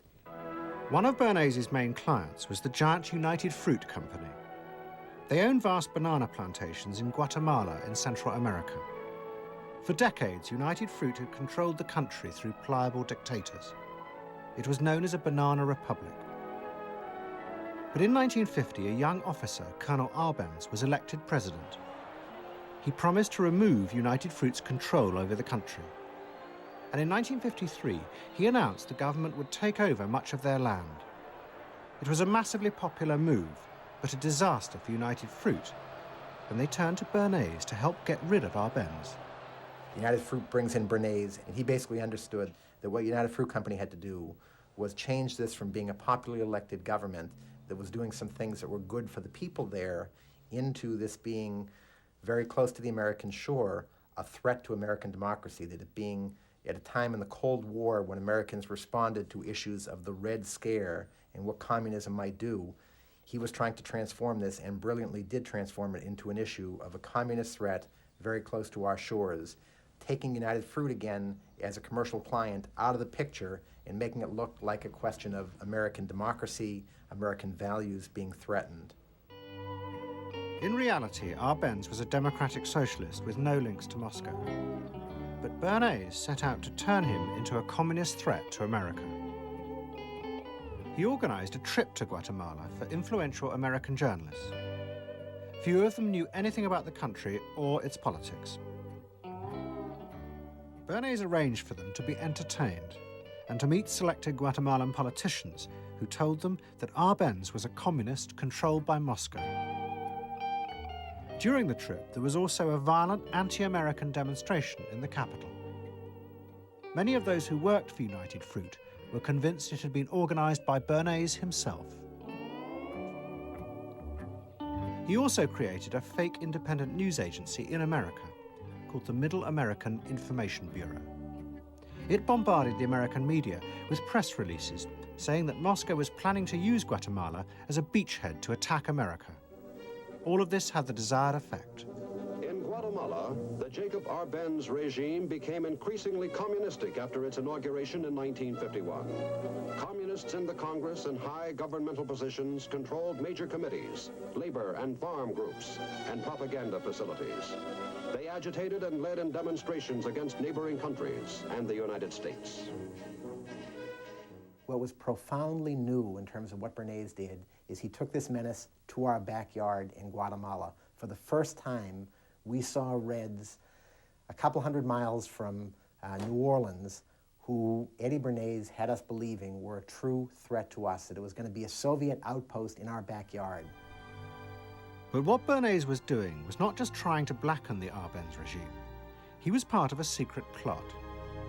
President Eisenhower had agreed that America should topple the Arbenz government, but secretly. The CIA were instructed to organize a coup. Working with the United Fruit Company, the CIA trained and armed a rebel army and found a new leader for the country called Colonel Arbenz. The CIA agent in charge was Howard Hunt, later one of the Watergate burglars. What we wanted to do was have a terror campaign to terrify Arbenz particularly, terrify his troops, much as the German Stuka bombers terrified the population of Holland, Belgium, and Poland at the onset of World War II, and just rendered everybody paralyzed. As planes flown by CIA pilots dropped bombs on Guatemala City, Edward Bernays carried on his propaganda campaign in the American press. He was preparing the American population to see this as the liberation of Guatemala by freedom fighters for democracy. He totally understood that the coup would happen when the public and the press when conditions in the public and the press allowed for a coup to happen, and he created those conditions. He was totally savvy in terms of just what he was helping create there in terms of this overthrow. But ultimately, he was reshaping reality, reshaping public opinion in a way that's undemocratic and manipulative. On June the 27th, 1954, Colonel Arbenz fled the country, and Armas arrived as the new leader. Within months, Vice President Nixon visited Guatemala. In an event staged by United Fruit's PR department, he was shown piles of Marxist literature that had been found, it was said, in the presidential palace. This is the first time in the history of the world that the communist government has been overthrown by the people. And for that, we congratulate you and the people of Guatemala for the support they have given. And we are sure that under your leadership, supported by the people whom I have met by the hundreds on my visit to Guatemala, that Guatemala is going to enter a new era in which there will be prosperity for the people together with liberty for the people. Thank you very much for allowing us to see this exhibit of communism in Guatemala. You're welcome. And for dinner, see what Mother has for dessert. Banana gingerbread shortcake. Just another of the many tempting ways in which this nutritious fruit can be prepared. So now that you've seen where bananas come from before they reach your table, our journey to Banana Land is ended. We hope you enjoyed the trip. We know you like bananas. Bernays had manipulated the American people, but he had done so because he, like many others at the time, believed that the interests of business and the interests of America were indivisible, especially when faced with the threat of communism. But Bernays was convinced that to explain this rationally to the American people was impossible, because they were not rational. Instead, one had to touch on their inner fears and manipulate them in the interests of a higher truth. He called it the engineering of consent.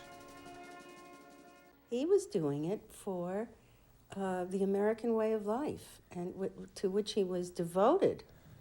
So this sincerely devoted, and yet he felt the people were really pretty stupid. And that's the paradox.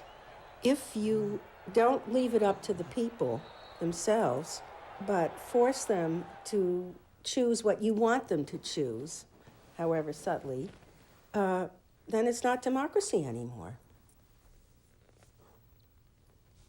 It's something else. It's being told what to do. It's that old authoritarian thing. But the idea that it was necessary to manipulate the inner feelings of the American population in the interests of fighting the Cold War now began to take root in Washington. Above all, in the CIA, who were going to take it much further. They were concerned that the Soviets were experimenting with psychological methods to actually alter the memories and feelings of people, the aim being to produce more controllable citizens. It was known as brainwashing. Psychologists in the CIA were convinced that this really might be possible, and that they should try to do it themselves. The image of the human being that was being built up at that particular time was that there was a great deal of vulnerability in every human being, and that vulnerability could be manipulated to program somebody to be something that I wanted them to be, and they didn't want to be. That you could manipulate people in such a way that they could be automatons, if you will, for whatever your own purposes were. This was the image that people thought was possible. In the late 50s, the CIA poured millions of dollars into the psychology departments of universities across America. They were secretly funding experiments on how to alter and control the inner drives of human beings. The most notorious of these experiments was run by the head of the American Psychiatric Association, Dr. Ewan Cameron. Like many psychiatrists at that time, Cameron was convinced that inside human beings were dangerous forces which threatened society. But he believed that it was possible not just to control these forces, but actually remove them. He thought that psychiatry should not just concentrate on sick people, mentally ill, but should actually go into government, that politicians should listen to psychiatrists. Psychiatrists should be in every parliament and should direct and monitor political activities, because they knew in a rational, scientific way what was good for people. Cameron had set up a clinic in a hospital in Montreal called the Allen Memorial. It is now long since closed down. Cameron took patients who suffered a wide range of mental problems. His theory was that these resulted from forgotten or repressed memories. But he was impatient with the idea of using psychotherapy to uncover them. Instead, he would simply wipe them. Cameron used drugs, including LSD, and the technique of ECT, electroconvulsive therapy. It was conventionally used at that time to relieve depression. But Cameron was going to use it in a new way, to produce new people. He was really using it to try and change the fundamental function of the individual, to alter their past memories, their past ways of behaving. And as I think he said at one point, it is to just sort of erase everything from their past so that you then had a slate in which you could record new ways of behavior. And so he used massive doses of shock, people receiving several shocks a day, and over a course of time, hundreds of ECT treatments, so that they were just reduced to a sort of a very primitive vegetable state. I don't remember what happened to me. I was introduced to Dr. Cameron, and I don't remember Dr. Cameron at all. I don't remember any of that. They shipped me up to what they called the sleep room, and they gave me all of these electroconvulsive shock treatments and megadoses of drugs and LSD and all of that, and I have no memory of any of that. Nothing of that time of the Allen Memorial or any of my life previous to that, all gone, wiped. And then having depatterned somebody or brought them down to where basically nothing but the essential functions of the body were going on in terms of breathing and things of this nature. Then he would begin to feed material into these individuals, positive material, such that the brain would be programmed in a positive way, so that the individual would be completely altered. Then he put these tapes under our pillows called psychic driving. He would then put back into this empty brain a program of whatever sort he decided upon, and the people like myself would wake up another person, I guess. In fact, Cameron's experiments were a complete disaster. All he managed to produce were dozens of individuals with memory loss and the ability to repeat the phrase, "I am at ease with myself." And it was not an isolated case. Almost all the experiments the CIA funded were equally unsuccessful. Despite their ambitions, American psychologists were beginning to find out how difficult it was to understand and control the inner workings of the human mind. We had been really chasing a phantom, if you will, an illusion, that the human mind was more capable of manipulation from the outside by outside factors than it is. We found out that the human being is an extremely complex thing. There were no simple solutions. But you've just got to bear in mind that these were very strange times. The psychoanalysts had come to power in America because of their theory that they knew how to control the dangerous forces inside human beings. But now the psychoanalysts were about to face a high-profile failure that would lead people to begin questioning the very basis of their ideas.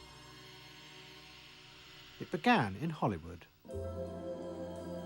The film industry had become fascinated by psychoanalysis, and Anna Freud was a powerful influence on dozens of analysts in Los Angeles. They treated film stars, directors, and studio bosses. Anna Freud's closest friend was the most sought after of all, Ralph Greenson.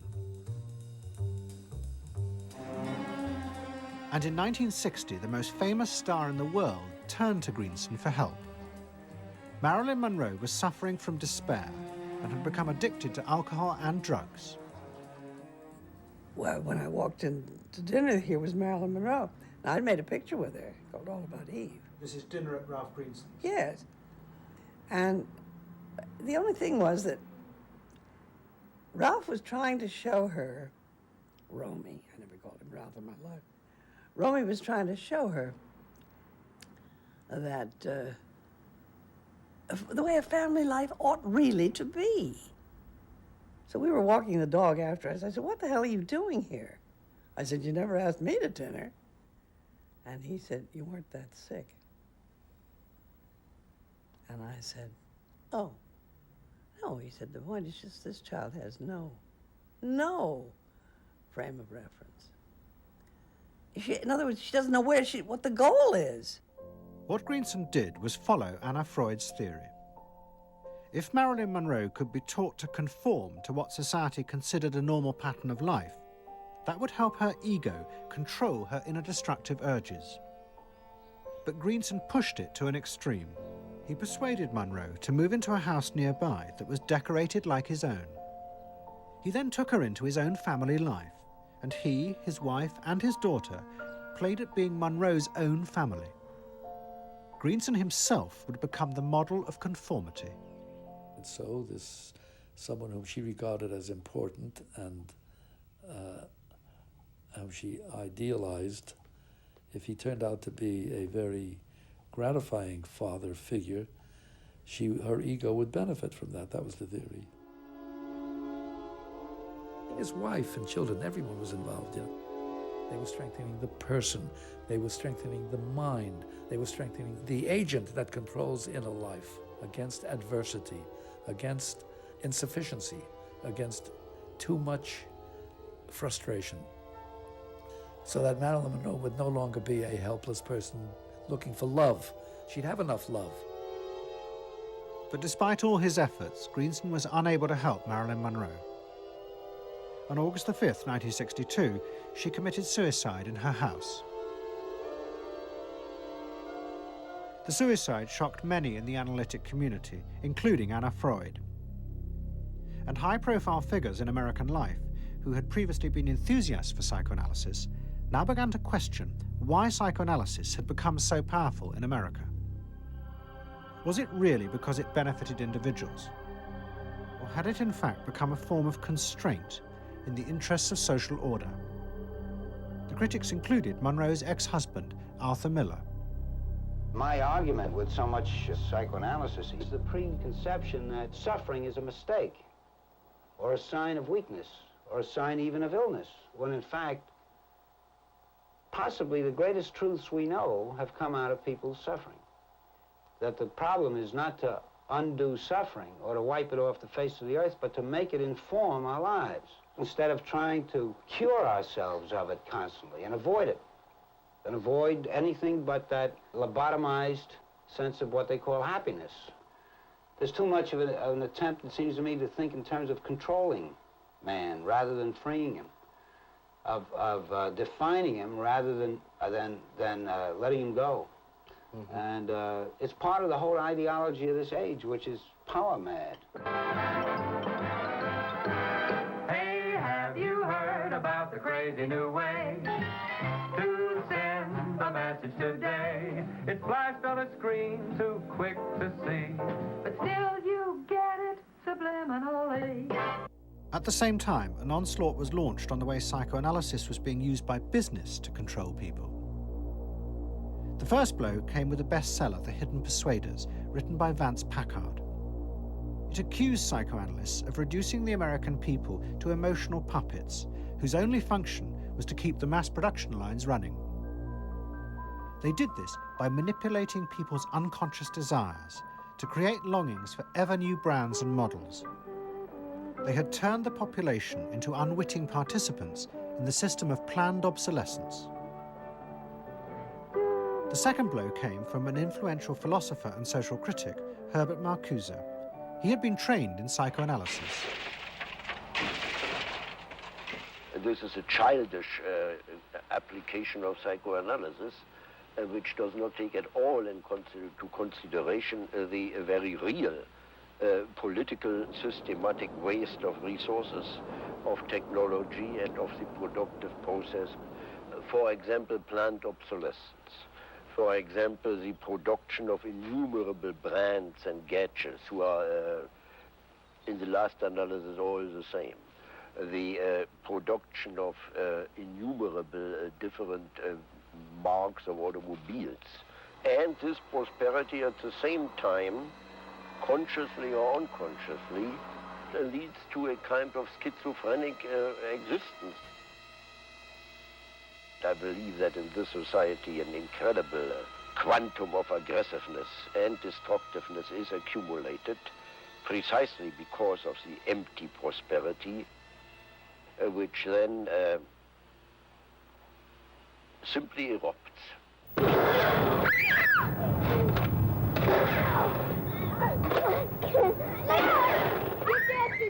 Marcuse's argument was not simply that psychoanalysis had been used for corrupt purposes, it was more fundamental. Marcuse said that the very idea that you needed to control people was wrong. Human beings did have inner emotional drives, but they were not inherently violent or evil. It was society that made these drives dangerous by repressing and distorting them. Anna Freud and her followers had increased that repression by trying to make people conform to society. In so doing, they made people more dangerous, not less. Marcuse challenged that social world, and he said that's a world that should not be adapted to. And in fact, what the individual was adapting to was corrupt and evil and corrupting. In other words, he switched the source of evil from inward conflict to the society itself. That the sickness of society lay at the societal level, not at the sickness of human beings in it. And if people did not challenge that, then they were, in fact, submitting to evil. Modern psychology has a word that is probably used more than any other word in psychology. It is the word maladjusted. It is the ringing cry of modern child psychology, maladjusted. Now, of course, we all want to live the well-adjusted life in order to avoid neurotic and schizophrenic personalities. But as I move toward my conclusion, I would like to say to you today, in a very honest manner, that there are some things in our society and some things in our world for which I'm proud to be maladjusted. And I call upon all men of goodwill to be maladjusted to these things until the good society is realized. I must honestly say to you that I never intend to adjust myself to racial segregation and discrimination. I never intend to adjust myself to religious bigotry. I never intend to adjust myself to economic conditions that will take necessities from the many to give luxuries to the few and leave millions of God's children smothering in an airtight cage of poverty in the midst of an affluent society. The political influence of the Freudian psychoanalysts was over. Instead, they were now accused of having helped to create a repressive form of social control. Anna Freud and Dorothy Burlingham lived on in Sigmund Freud's old house in London. In 1970, Dorothy's son Bob died of alcoholism. And in 1973, his sister Mabby returned for yet more analysis with Anna Freud. She went back for more analysis. She was living at 20 Marisville Gardens in the Freud house, as I guess she did when she wasn't with her husband, and she committed suicide. She took an overdose of sleeping pills. In Freud's own house? In Freud's own house, right.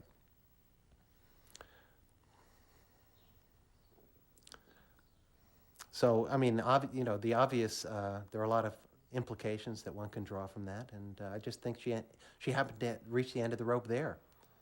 Although it would seem to be a very pointed act.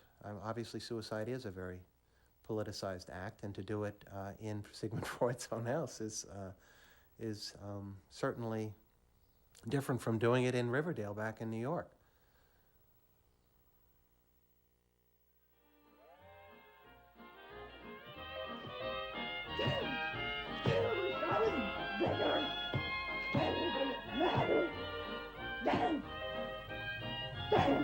You know not what it means to be lonesome.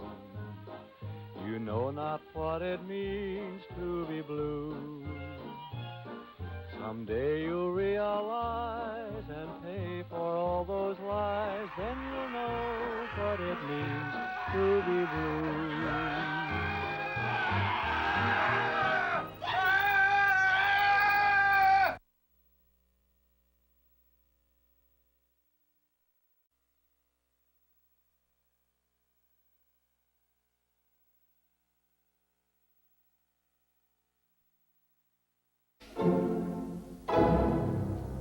Don't settle for anything less than you can be. Make your life a masterpiece. This is a series about how Sigmund Freud's ideas about the unconscious mind have been used by those in power to control the masses in an age of democracy. Last week's episode showed how Freud's ideas spread throughout America in the 1950s. They were promoted by his daughter Anna and by Freud's nephew, Edward Bernays, who invented public relations. He brought Freud's theories into the heart of advertising and marketing.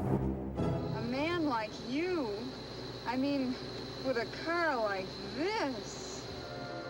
What they both believed was that underneath all human beings was a hidden, irrational self,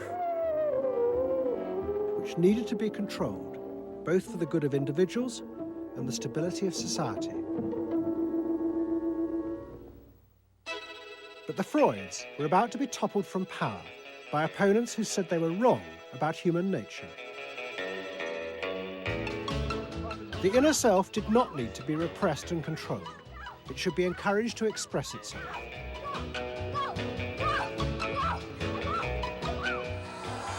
Out of this would come a new type of strong human being and a better society. But what in fact emerged from this revolution was the very opposite. An isolated, vulnerable, and above all greedy self, far more open to manipulation by both business and politics than anything that had gone before. Those in power would now control the self, not by repressing it, but by feeding its infinite desires.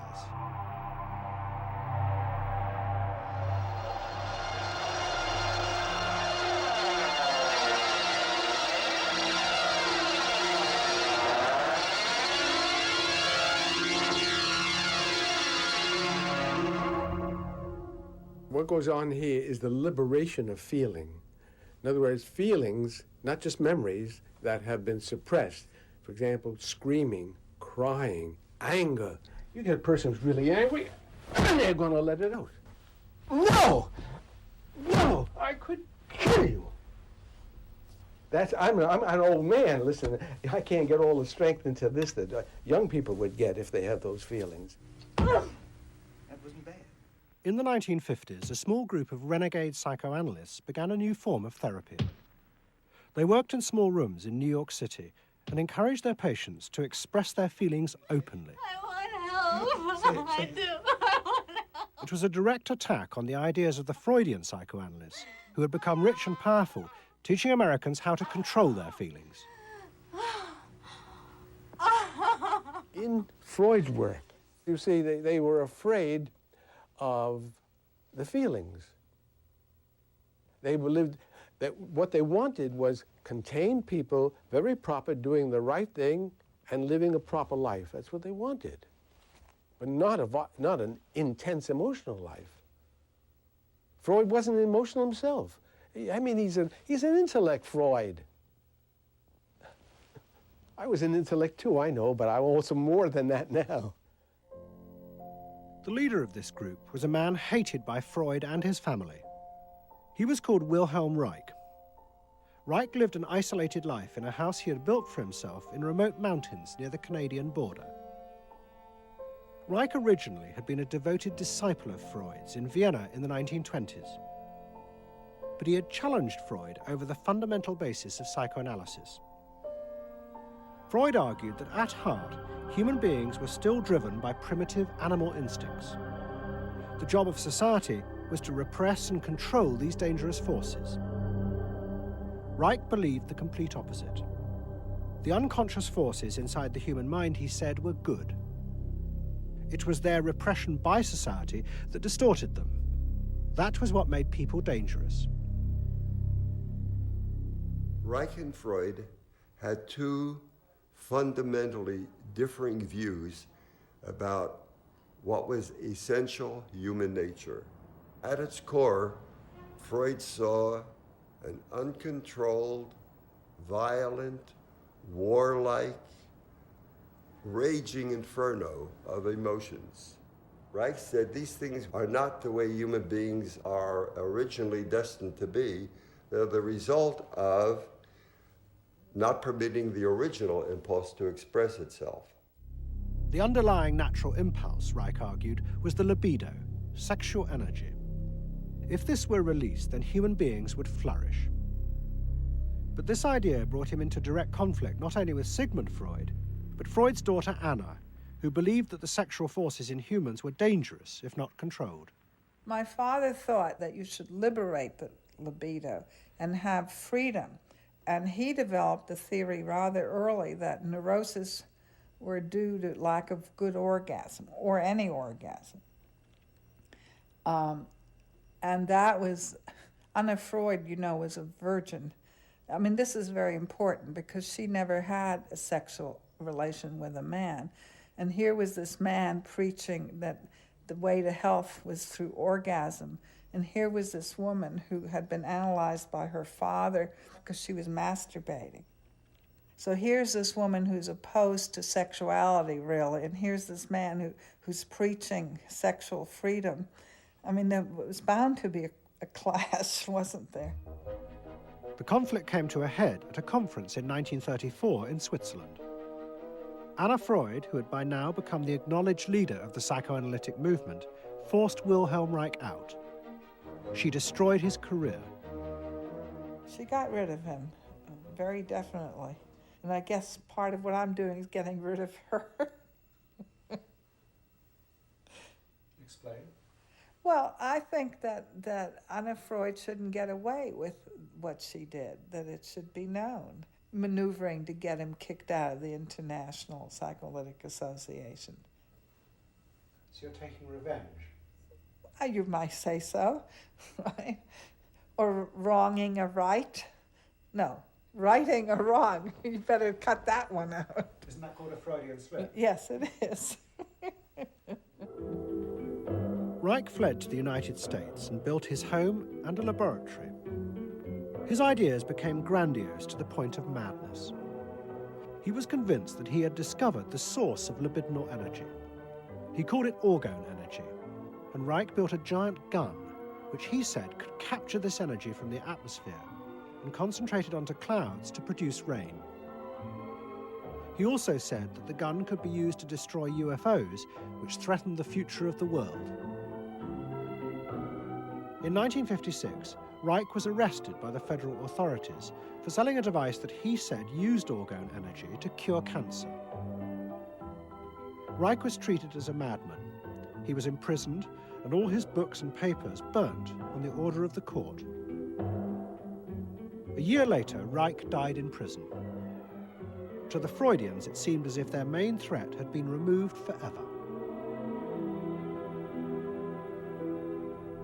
But they were wrong. What the Freudians didn't realize was that their influence in American society was also about to be challenged, and in a way that would lead not only to their decline, but to the dramatic resurgence of Reich's ideas in America and throughout the capitalist world.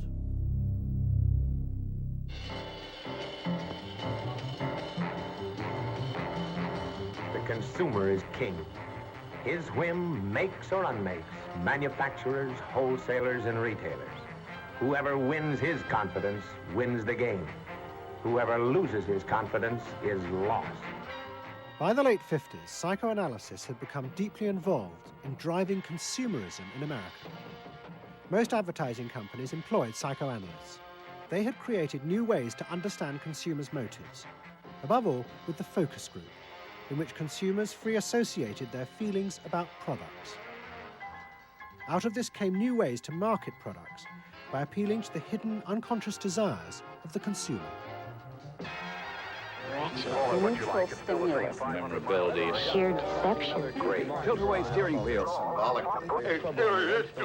A dream thing, the mistress. Something intimate is going on. But in the early 60s, a new generation emerged who attacked this. They accused American business of using psychological techniques to manipulate people's feelings and turn them into ideal consumers. Advertising was manipulation. It was a way to get you to do something that didn't come out of you. It came out of somebody else. Somebody else said, this year you should... began on America's campuses. One of the students' main targets was corporate America. They accused the corporations of brainwashing the American public. Consumerism was not just a way of making money, it had become the means of keeping the masses docile, while allowing the government to pursue a violent and illegal war in Vietnam. The student's mentor was a famous radical philosopher called Herbert Marcuse. Marcuse had studied psychoanalysis and was a fierce critic of the Freudians. They had, he said, helped to create a world in which people were reduced to expressing their feelings and identities through mass-produced objects. It resulted in what he called one-dimensional man, conformist and repressed. The psychoanalysts had become the corrupt agents of those who ruled America. It was one of the most striking phenomena to see to what extent the ruling power structure could manipulate, manage, and control not only the consciousness, but also the subconscious and unconscious of the individuals. And this took place on a psychological basis by the controls and the manipulation of the unconscious primary drives which Freud stipulated. Think about it, dear American people out there. You hear him, huh? You're all brainwashed, kiddies. You're all brainwashed. That's why you're here. So they're saying right now, kill the bum. Look, I look at you in the living room. You know, you're saying, kill me. Following the logic of Marcuse's argument, the new student left set out to attack this system of social control. It was summed up in the slogan, "There is a policeman inside all our heads. He must be destroyed." And that policeman was going to be destroyed by overthrowing the state and the corporations that had put him there. One group, the Weathermen, began a series of bomb attacks on companies that they said both controlled people's minds through consumer products and made the weapons being used in Vietnam. There's no way to be committed to nonviolence in the middle of the most violent society that history's ever created. I'm not committed to nonviolence in any way. We want to live a life that isn't based on materialistic values, and yet the whole system of government and the economy of America is based on profit, on personal greed and selfishness. So that in order to be human, in order to love each other and be equal with each other and not place each other in roles, we have to destroy the kind of government that keeps us from asserting our positive values of life. But the American state fought back violently. At the Democratic Convention in Chicago in 1968, the police and the National Guard were unleashed to attack thousands of demonstrators. It was the start of a phase of ruthless repression of the new left in America. It culminated in the killing of 4 students at Kent State University 18 months later. In the face of this, the left began to fall apart. We had met the force of the state. It was much bigger and stronger and more powerful than we realized. And at that point, what seemed to happen was that there was a change in tactics. Confronted by this violent repression, many in the New Left began to turn to a new idea. If it was impossible to get the policeman out of one's head by overthrowing the state, instead one should find a way of getting inside one's own mind and removing the controls implanted there by the state and the corporations. Out of this would come a new self, and thus a new society.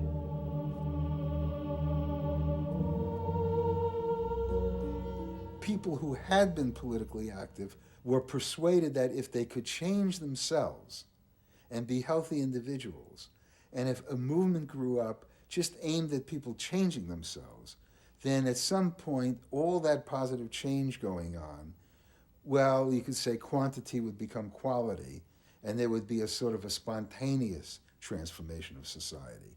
But political activism was not required. It's about making a new you, that if enough people changed the way they were, that the society would change. So the personal became political? Yes, the personal became political. Without changing the personal, you didn't stand a chance of changing the political. Coming up against the state power of the United States was not an option. I mean, they outgunned us. And to produce the new self, they turned to the ideas and techniques of Wilhelm Reich. Since his death, a small group of psychotherapists have been developing techniques based on Reich's ideas. Their aim was to invent ways that would allow individuals to free themselves from the controls implanted in their minds by society. Their center was a tiny old motel on the remote coast of California. It was called the Esalen Institute. The dominant figure at Esalen was a psychoanalyst called Fritz Perls. Perls had been trained by Reich and had developed a form of group encounter in which he pushed individuals to publicly express the feelings inside them that society had said were dangerous and should be repressed. It's a basic fear of that thing inside me, like a little demon in there. It doesn't come out very often. It's really hard to get it out. Now put the thing inside you on that chair and talk to it. Perls used to call this getting on the hot seat in front of a group. If this were the hot seat and you were Perls, and you would guide me into this process of self-enactment, self-revelation, of staying present to all the parts of yourself and noticing it, and then taking ownership of this. As the demon? Yeah. Yes, I can come out. I can come right out of him, and I can push him aside. You, say you. I can push you aside. Yeah. Be the demon with each one of us. I can make you all cry. I can make you all feel terrible. Maybe even forever. I can make the mouth, this mouth here, do things and say things. I can almost destroy anyone, each one of you, if I get out. There isn't one of you that I would spare. Not even you. Yeah. How do you feel now? I feel better. I mean, I feel very honest. Yeah. And you notice the increase of power. In other words, taking ownership of who you are and how you act and how you feel. Your whole being in the world. In other words, giving you autonomy, owning your freedom. I'm frightening. When I have my power, I am frightening. See, I frighten you with my power. I frighten you with my power. Now, where do you feel your power? In your hands? In your muscles? Where else? Wake up! I want you to do for me. God damn you. Okay. Stop it. You. It was not phony movement. That's what I wanted to do, and I did it. What Pearls and others working at Esalen believed was that they were creating ways that allowed individuals to express their true inner selves. I want them to applaud for me. Out of this, they believed, would come new autonomous beings free of social conditioning. To the left, defeated in the wake of Chicago, it was an enormously attractive idea. These techniques could be used to unleash a new, powerful self, strong enough to overthrow the old order.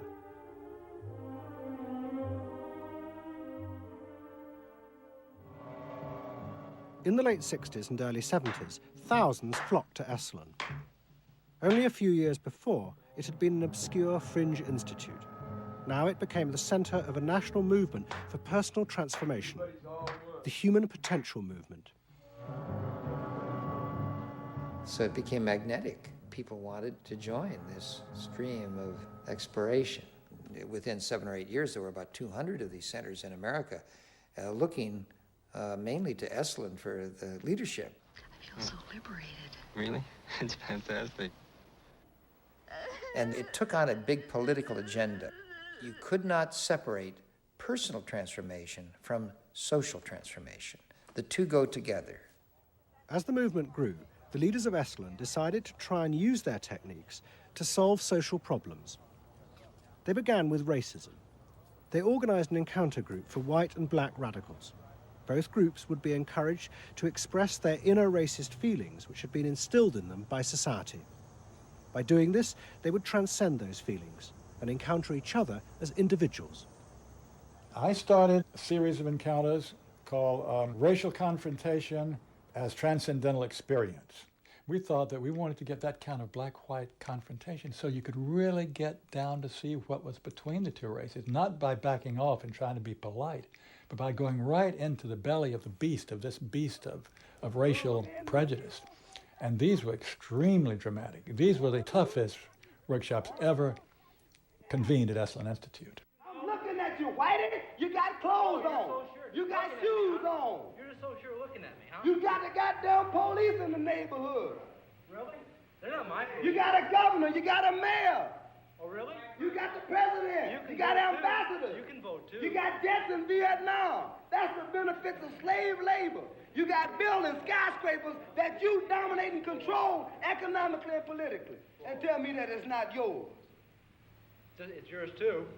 Then the blacks all got together and attacked the whites. And they just let us have it. What they call it was peeping somebody. Peeping somebody means peeping into their secrets, into their phoniness, and so forth. Like the white liberal. Oh, they really got onto the white liberal, you know. I want to know what you came down here for. You want a black buck, huh? Yep. You looking for a stud?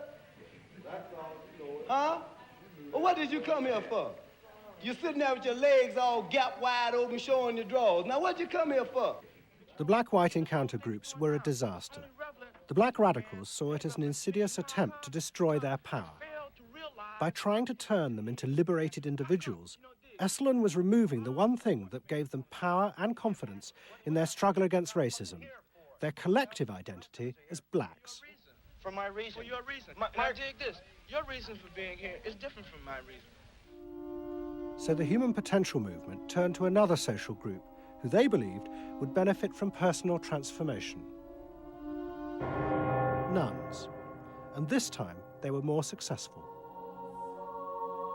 The Convent of the Immaculate Heart in Los Angeles was one of the largest seminaries in America.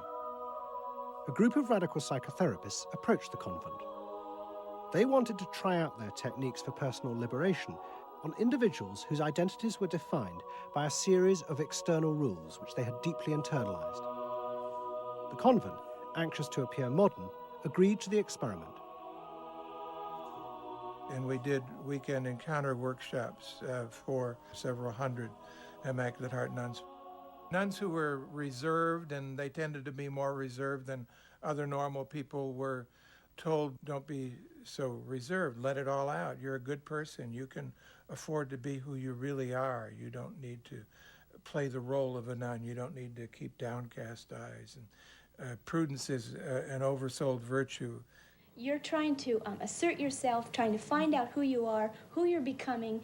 At the same time, you're trying to live a life of dedication, of service, and you're trying to make all these things fit into who you are, and you're just, you know, it's such a turmoil at times that you just blow a gasket and do silly, crazy things, you know. Running around the orchard and stealing oranges and taking Cokes out of the refrigerator and crazy things. I felt like I was being a hypocrite, and I wanted people to respect me for what I was, not for what I was wearing. And so I'm glad for the change. You feel frightened, but you'll go on. Oh, yeah, I'm scared to death, but it's worth it. The experiment began to transform the convent. The nuns voted to discard their habits in favor of ordinary clothes. But the psychotherapists found they had awoken other forces. One of the things we unleashed was sexual energy. The kind of thing that the church had been very good at restraining was no longer to be restrained. One sister who was a member of the community, she got the idea that she could be freer than she had been before, and she seduced one of her classmates and then seduced the mistress of novices, who was an older woman, very reserved, and her program of freeing this older woman was sexual. She drove her to the store, and when they drove back and drove into the garage, she leaned over and gave her a big kiss on the lips. And thereafter, sister, who had perhaps never been kissed before, was ready for more. The effect of the experiment on the convent was cataclysmic. Within a year, 300 nuns, more than half the convent, petitioned the Vatican to be released from their vows. And 6 months later, the convent closed its doors. All that was left was a small group of nuns, but they had become radical lesbian nuns. The rest gave up the religious life. They gave up being nuns. They did, yeah, they became persons. By the late 60s, the idea of self-exploration was spreading rapidly in America. Encounter groups became the center of what was seen as a radical alternative culture based on the development of the self, free of a corrupt capitalist culture. We just want the freedom to be ourselves, and that's for love, for experience, positive way of life. We don't say that you're wrong. We just want to be free to be what we want to be, or what we find ourselves to be, as we continue to search ourselves. And it was beginning to have a serious effect on corporate America, because these new selves were not behaving as predictable consumers. The life insurance industry in particular was concerned that fewer and fewer college students were buying life insurance when they left university. They asked Daniel Yankelovich, America's leading market researcher, to investigate. He had studied psychoanalysis. The life insurance business, more than any other business at the time, was built on the Protestant ethic. You only bought life insurance if you were a person who sacrificed for the future. If you lived in the present, you had no need for life insurance. So they had some sense that maybe the sort of core values of the Protestant ethic were being challenged by some of these new values that were beginning to appear. And I was really astonished at what I found. The conventional interpretation, the dominant interpretation, was that it had to do with political radicalism. But, you know, it was clear to us that that was a mask, a cover. The core of it had to do with self-expressiveness. That this preoccupation with the self and the inner self, that was what was so important to people. The ability to be self-expressive. Wow, what a feeling! 300 miles to go. What out of sight. Yankelovich began to track the growth and behavior of these new expressive selves. What he told the corporations was that these new beings were consumers, but they no longer wanted anything that would place them within the narrow strata of American society. Instead, what they wanted were products that would express their individuality, their difference in a conformist world, the very things that US corporations did not make.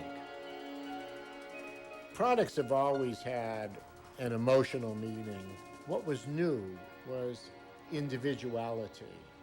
The idea that this product expresses me, And whether it was a small European car, the particular music system,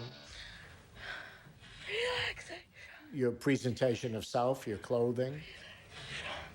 For immediate energy from our muscles and These become ways in which people can spend their money in order to say to the world who they are. But the manufacturers, they had no idea of what was going on, really, with consumers and in the market at large. Major advertising companies set up what they called operating groups to try and work out how to appeal to these new individuals. The head of one agency sent a memo to all staff. We must conform, he told them, to the new non-conformists. We must listen to the music of Bobby Dylan and go to the theatre more. But the problem was, few of the self-expressive individuals would take part in focus groups. The advertisers were left to their own devices. There's a new cereal that tastes so right. Makes you dance, it's a way out of sight. It's tasty little squares of malted wheat. It's crispy and it's crunchy and it tastes so neat. Faster though. That's what I'm saying. Use a folk rock with more rock than folk. And there was an even more serious problem. To make products for people who wanted to express themselves would mean creating variety. But the systems of mass production that had been developed in America were only profitable if they made large numbers of the same objects. This had fitted perfectly with the limited range of desires of a conformist society. The expressive self threatened this whole system of manufacture. And the threat was about to grow rapidly. Go! Because an entrepreneur had invented a way of mass-producing this new independent self.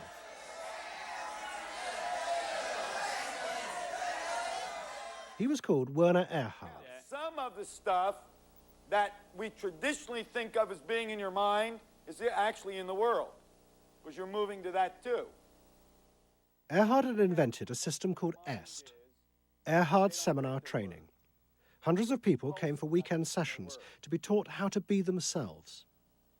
And EST was soon copied by other groups, like Exegesis in Britain. Many of Erhard's techniques came from the human potential movement, but he criticized the movement for not having gone far enough. Their idea that there was a central core inside all human beings was, he said, just another limitation on human freedom. In reality, there was no fixed self, which meant that you could be anything that you wanted to be. The thesis of the human potential movement was that there was something really good down in there. And if you took these layers off, what you were going to wind up with was a kernel, a something that was innately self-expressive, that was the true self, that was going to be a wonderful thing. In actuality, you found people who'd gone to the last layer and took off the last layer and found that what was left was nothing. All right, push! Move! Do it! The EST sessions were intense and often brutal.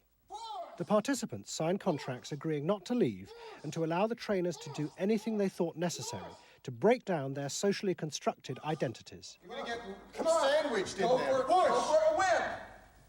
If I push harder than you do, I'm gonna squash you. So you better push fast. Now, hard, do it! That's it, do it again! Push! Good! Good! Good! Again! Yes!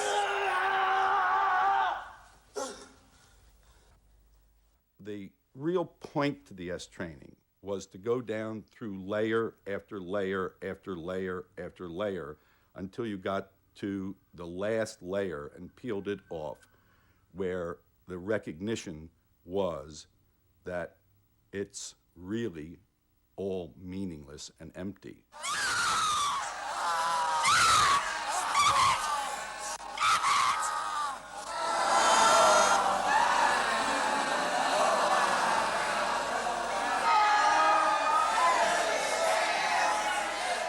Now, that's existentialism's endpoint.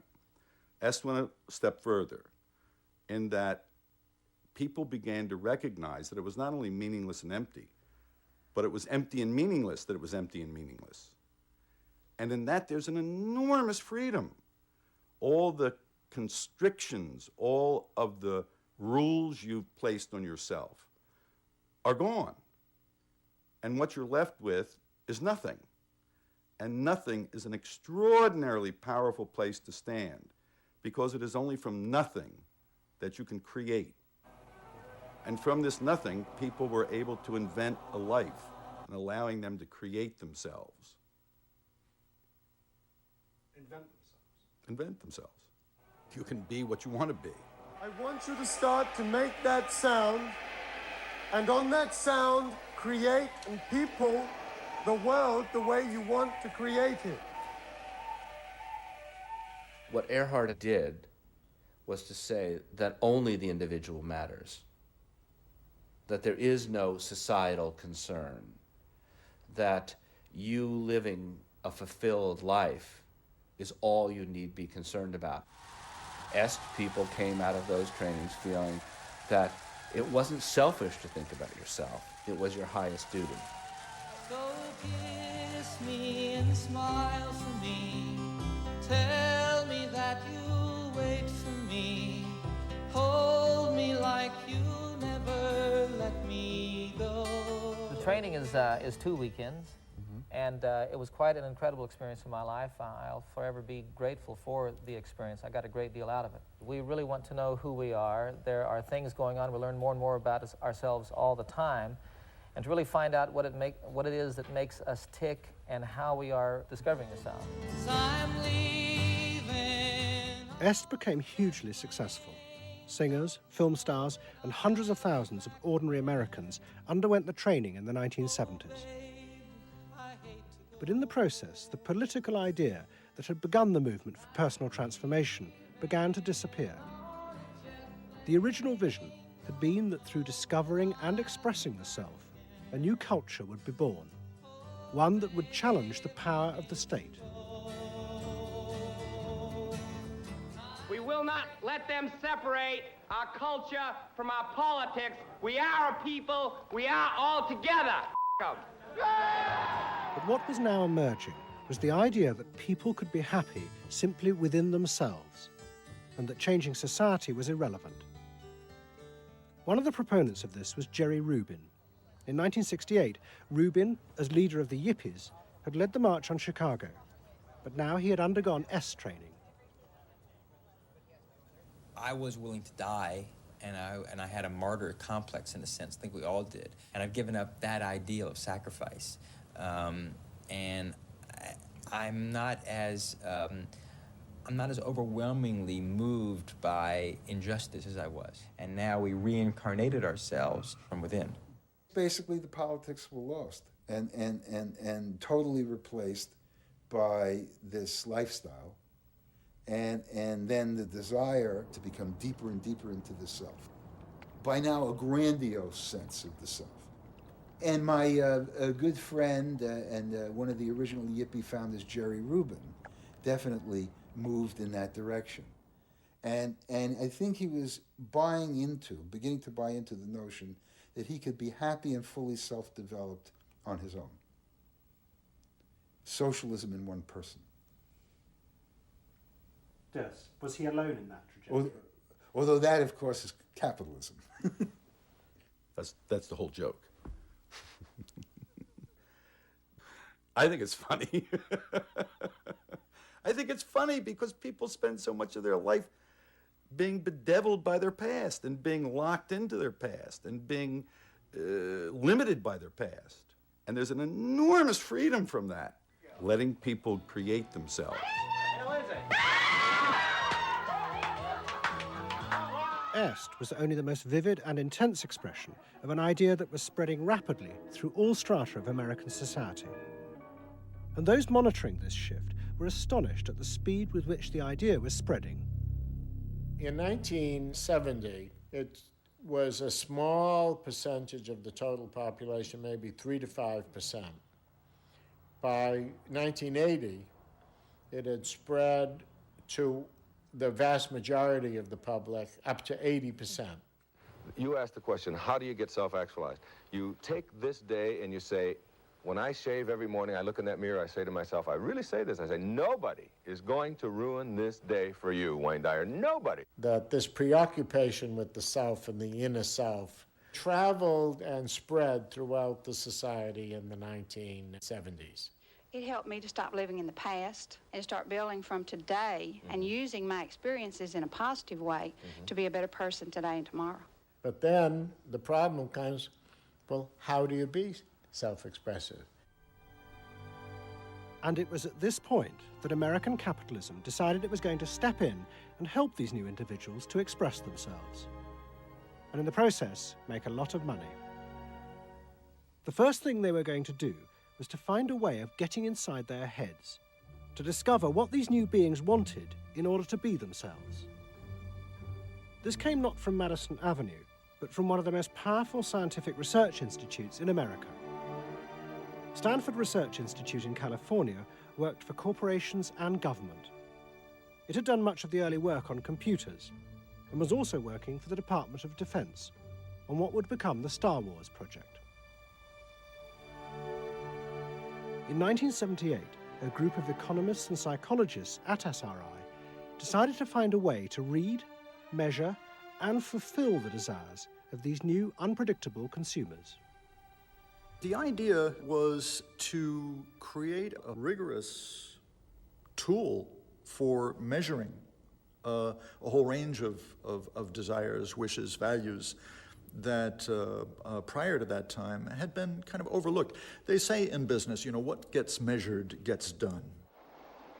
We were basically telling manufacturers, if you're really going to satisfy not just the basic needs, but individuated wants, whims, and desires of more highly developed human beings, you're going to have to segment. You're going to have to individuate. To do this, SRI turned for help to those who had begun the liberation of the self.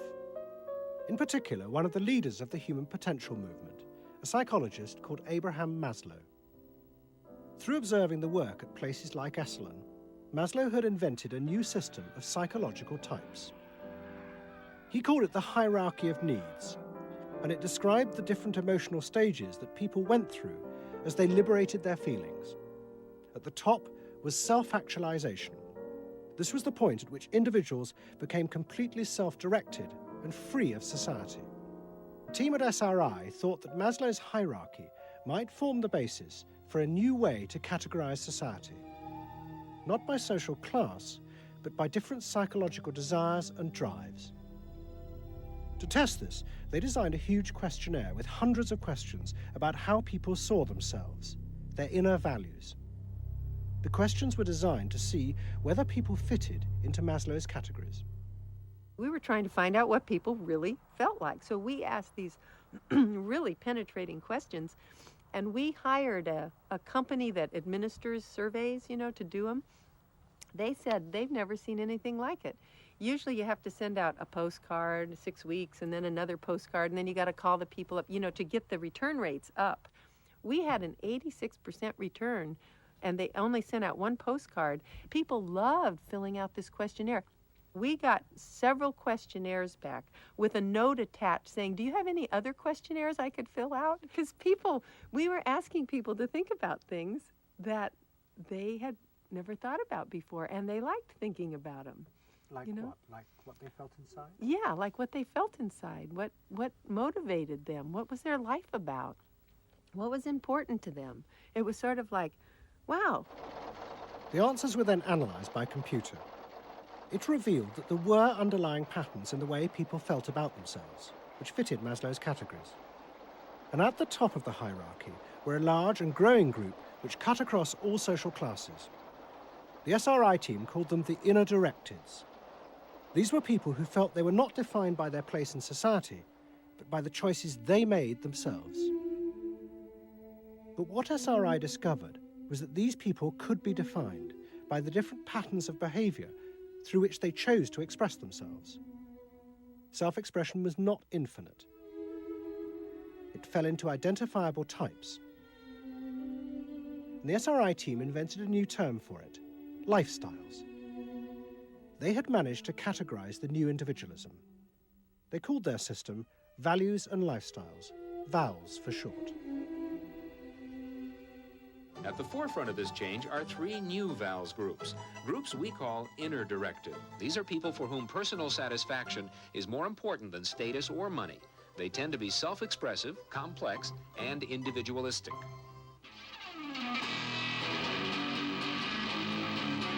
Rob is an I am me. I am me's are searching for new values, breaking away from traditions and inventing their own standards. Rob even invented his own name, Rob Noxious. Jody is an experiential. This is a group seeking inner growth through direct experience. Experientials aren't in one place much. This is the try-anything-once crowd, and all that activity takes goods and services. Their hobbies are hands-on, and their possessions are simple, but not always simply priced. I'm a bookseller. I sell books. I'm a businessman. That doesn't necessarily mean that I believe in capitalism. It just happens to be what I'm doing now. SRI created a simplified questionnaire with just 30 key questions. Anyone who answered them could be immediately fitted into a dozen or so of these new groups. It allowed businesses to identify which groups were buying their products, and from that, how the goods could be marketed, so they became powerful emblems of those groups' inner values and lifestyles. It was the beginning of lifestyle marketing. So it allowed people not just to look at people as demographics, group of age and income and whatever, but to really understand the underlying motivations. I mean, most of marketing was looking at people's actions and trying to figure out what to do. But what we were doing is we were trying to look more into people's underlying values so that we could predict what is their lifestyle, what kind of house do they live in, what kind of car do they drive. So the corporations were then able to sell things to them by understanding them, by having labels, by knowing what these people look like, where they live, what their lifestyles are. If a new product expressed a particular group's values, it would be bought by them. This is what made the values and lifestyle system so powerful. Its ability to predict what new products self-actualizers would choose. And this power was about to be demonstrated dramatically. VALS would show it could predict not just the products they would buy, but the politicians they were going to choose to elect. Ladies and gentlemen, the next president of the United States of America, Ronald Reagan! In 1980, Ronald Reagan ran for president. He and his advisors were convinced they could win on a program of a new individualism. It would be an attack on 50 years of government interference in people's lives. I wrote a speech about let the people make the basic decisions, get judges out of the way, get bureaucrats out of the way, get centralized government out of the way. I gave Reagan a choice of several titles for the speech, and the one he picked was let the people rule. Let the people regain rule, regain control over their own destiny away from a remote elite in Washington. I would like to think that the kind of leadership that I would exercise in Washington is not the kind of leadership that I would pretend that I can solve all the problems I've been discussing here, but that together, you and I can. I would like to take the lead in taking government off the backs of the American people and turning you loose to do what I know you can do. It was radical. Moderate Republicans thought it was suicide. Jimmy Carter called it ridiculous. The press was extremely negative. But the odd thing is that it polled very well in New Hampshire, which was the first primary state, the state that we had to win. What was odd was that there seemed to be a strange mosaic of support for Reagan's policies. The traditional pollsters could see no coherent pattern across class, age, or gender. But those who had designed the values and lifestyle system believed that they knew why. They were testing their system in both America and Britain. And they were convinced that both Reagan's and Mrs. Thatcher's message about individual freedom would appeal to the group at the top of their hierarchy, the inner directeds, because it fitted with the way they saw themselves. They were really concerned about being individuals, being individualistic. And so in the early stages, when we were looking at the messages that both Thatcher and then Reagan were putting across, we said They are using words that will really appeal to a lot of the younger people, and particularly to the people who are moving towards self-actualization. We call them the inner-directed people. A lot of our colleagues said, that's absolutely ridiculous, because inner-directeds are very socially aware, very socially concerned. They'll never vote Conservative, or they'll never vote for the Republicans. But we said, if Thatcher and Reagan continue to appeal to them in this way, they really will. And I vision leadership in taking government off your backs and turning you loose to do what you can do so well. Thank you very much.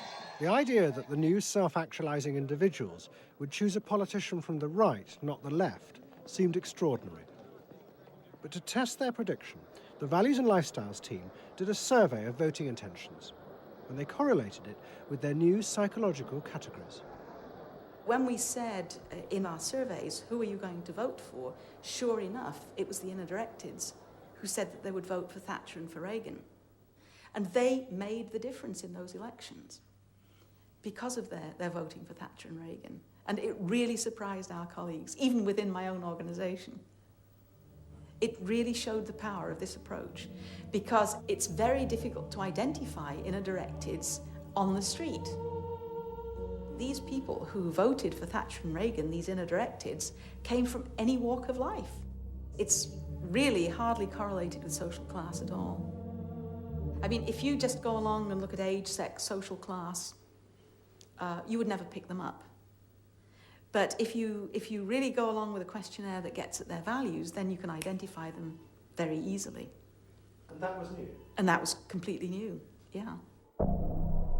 At the beginning of 1981, Ronald Reagan was inaugurated as president. But he took charge of a country that was facing economic disaster. The terrible inflation of the 1970s had destroyed much of America's traditional heavy industries, and millions were unemployed. But true to his campaign promises, Reagan told the country he would not step in to help, as all previous governments had since the war. These United States are confronted with an economic affliction of great proportions. We suffer from the longest and one of the worst sustained inflations in our national history. Idle industries have cast workers into unemployment, human misery, and personal indignity. In this present crisis, government is not the solution to our problem. Government is the problem. But America's ailing economy was about to be rescued, not by government, but by the new groups that the market researchers had identified, the self-actualizing individuals. They were about to become the motor for what would be called the new economy. You can be what you want to be. So regarding V8, what do you really want? A tasty product that's good for me. What do you want that for? One technique is that we ask people the same question over and over and over again, and we say, what do you want? What do you really want? What do you want that for? And they start to talk about it, and they kind of get intimate with what's going on. What we're doing with that technique is unpeeling the onion. If you want to think of a person kind of having layers and layers and layers of protection and thoughts and behaviors and beliefs, we want to get to that center core. In the wake of the invention of values and lifestyles, a vast industry of psychological market research grew up. And the old technique of the focus group, invented by the Freudian psychoanalysts in the 50s, was used in a new and powerful way.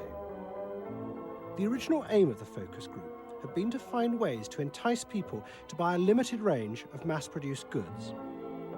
But now focus groups were used in a different way to explore the inner feelings of lifestyle groups, and out of that, invent whole new ranges of products, which would allow those groups to express what they felt was their individuality. And the generation who had once rebelled against the conformity imposed by consumerism now embraced it because it helped them to be themselves. What capitalism managed to do that was brilliant was to actually create products that people like me would be interested in, that people like Jerry Rubin would be interested in. Capitalism developed a whole industry at developing products that evoked a larger sense of self, that seemed to agree with us that the self was infinite, that you could be anything you wanted to be, that took our philosophy and agreed with it, and then created products that supposedly helped you, aids, that helped you be this limitless self.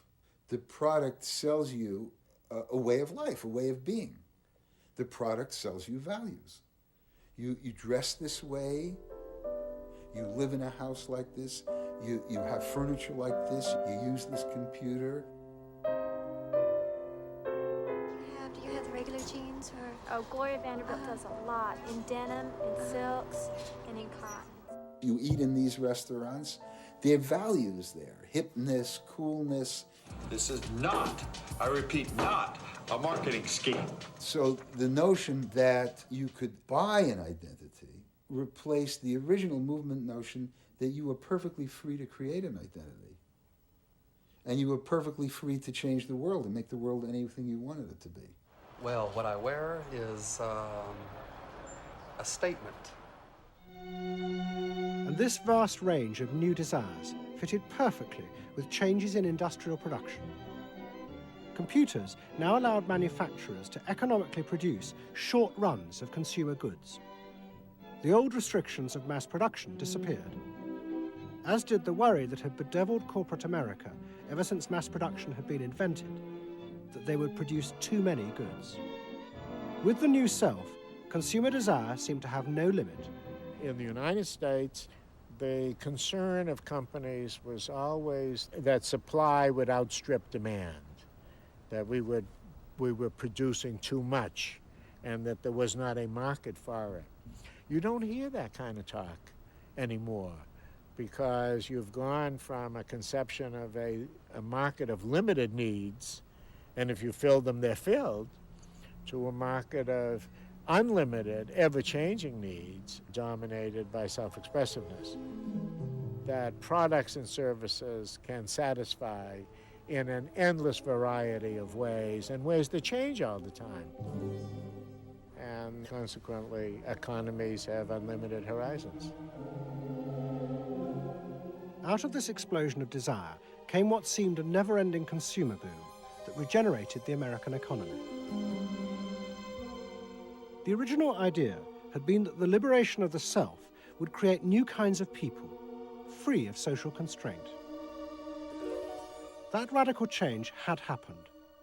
But while the new beings felt liberated, they had become increasingly dependent for their identity on business. The corporations had realized that it was in their interests to encourage people to feel that they were unique individuals and then offer them ways to express that individuality. A world in which people felt they were rebelling against conformity was not a threat to business, but its greatest opportunity.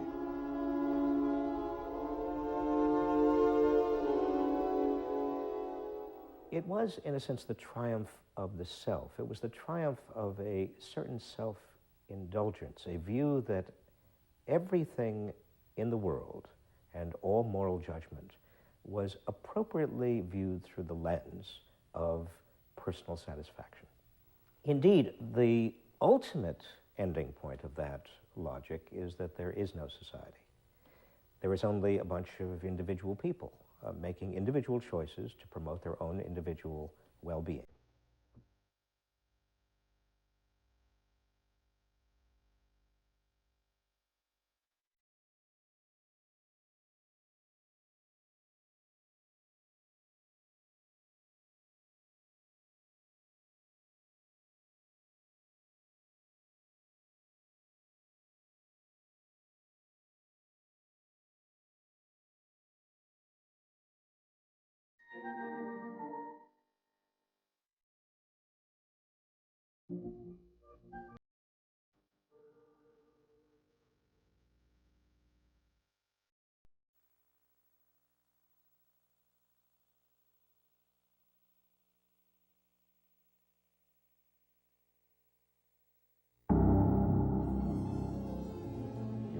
Through a world in which everything is possible and nothing is beyond you.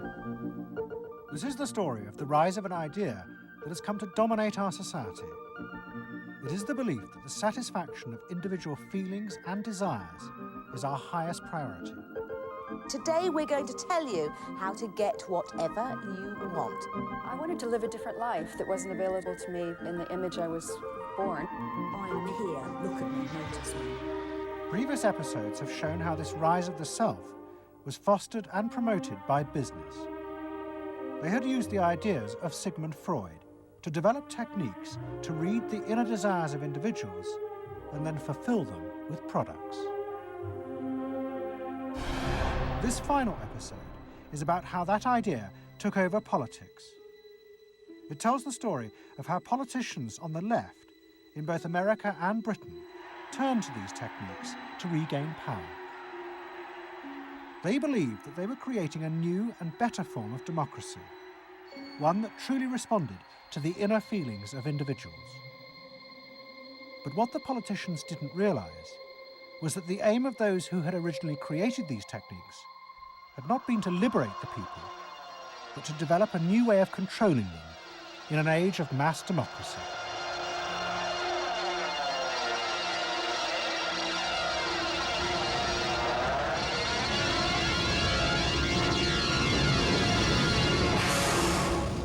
The roots of the story lie way back in the America of the 1920s with one man.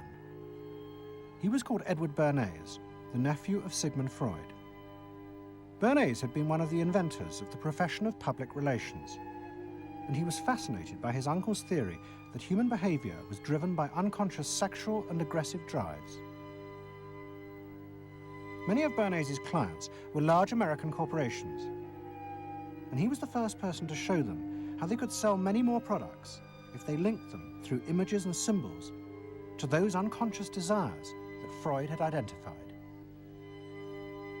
The strategy he offered them was that people could now look at the goods that were emerging within this society and not merely view those goods as things that they needed in order to deal with some specific material want, but also as goods which would stroke and respond to deep emotional yearnings. You know, how this bar of soap or this bag of flour will make you a happier, more successful, more sexually appealing, less fearful person, somebody to be admired rather than reviled. The powerful people in that world are those people who are capable of reading the public mind and giving the public what it wants in those terms. And Bernays was at the heart of it. Bernays was the guy who was the foremost articulator of the theories which were driving this new system. By the 1980s, Bernays' ideas had come of age. A vast industry had grown up in America devoted to reading the inner desires of consumers. At its heart was the technique of the focus group.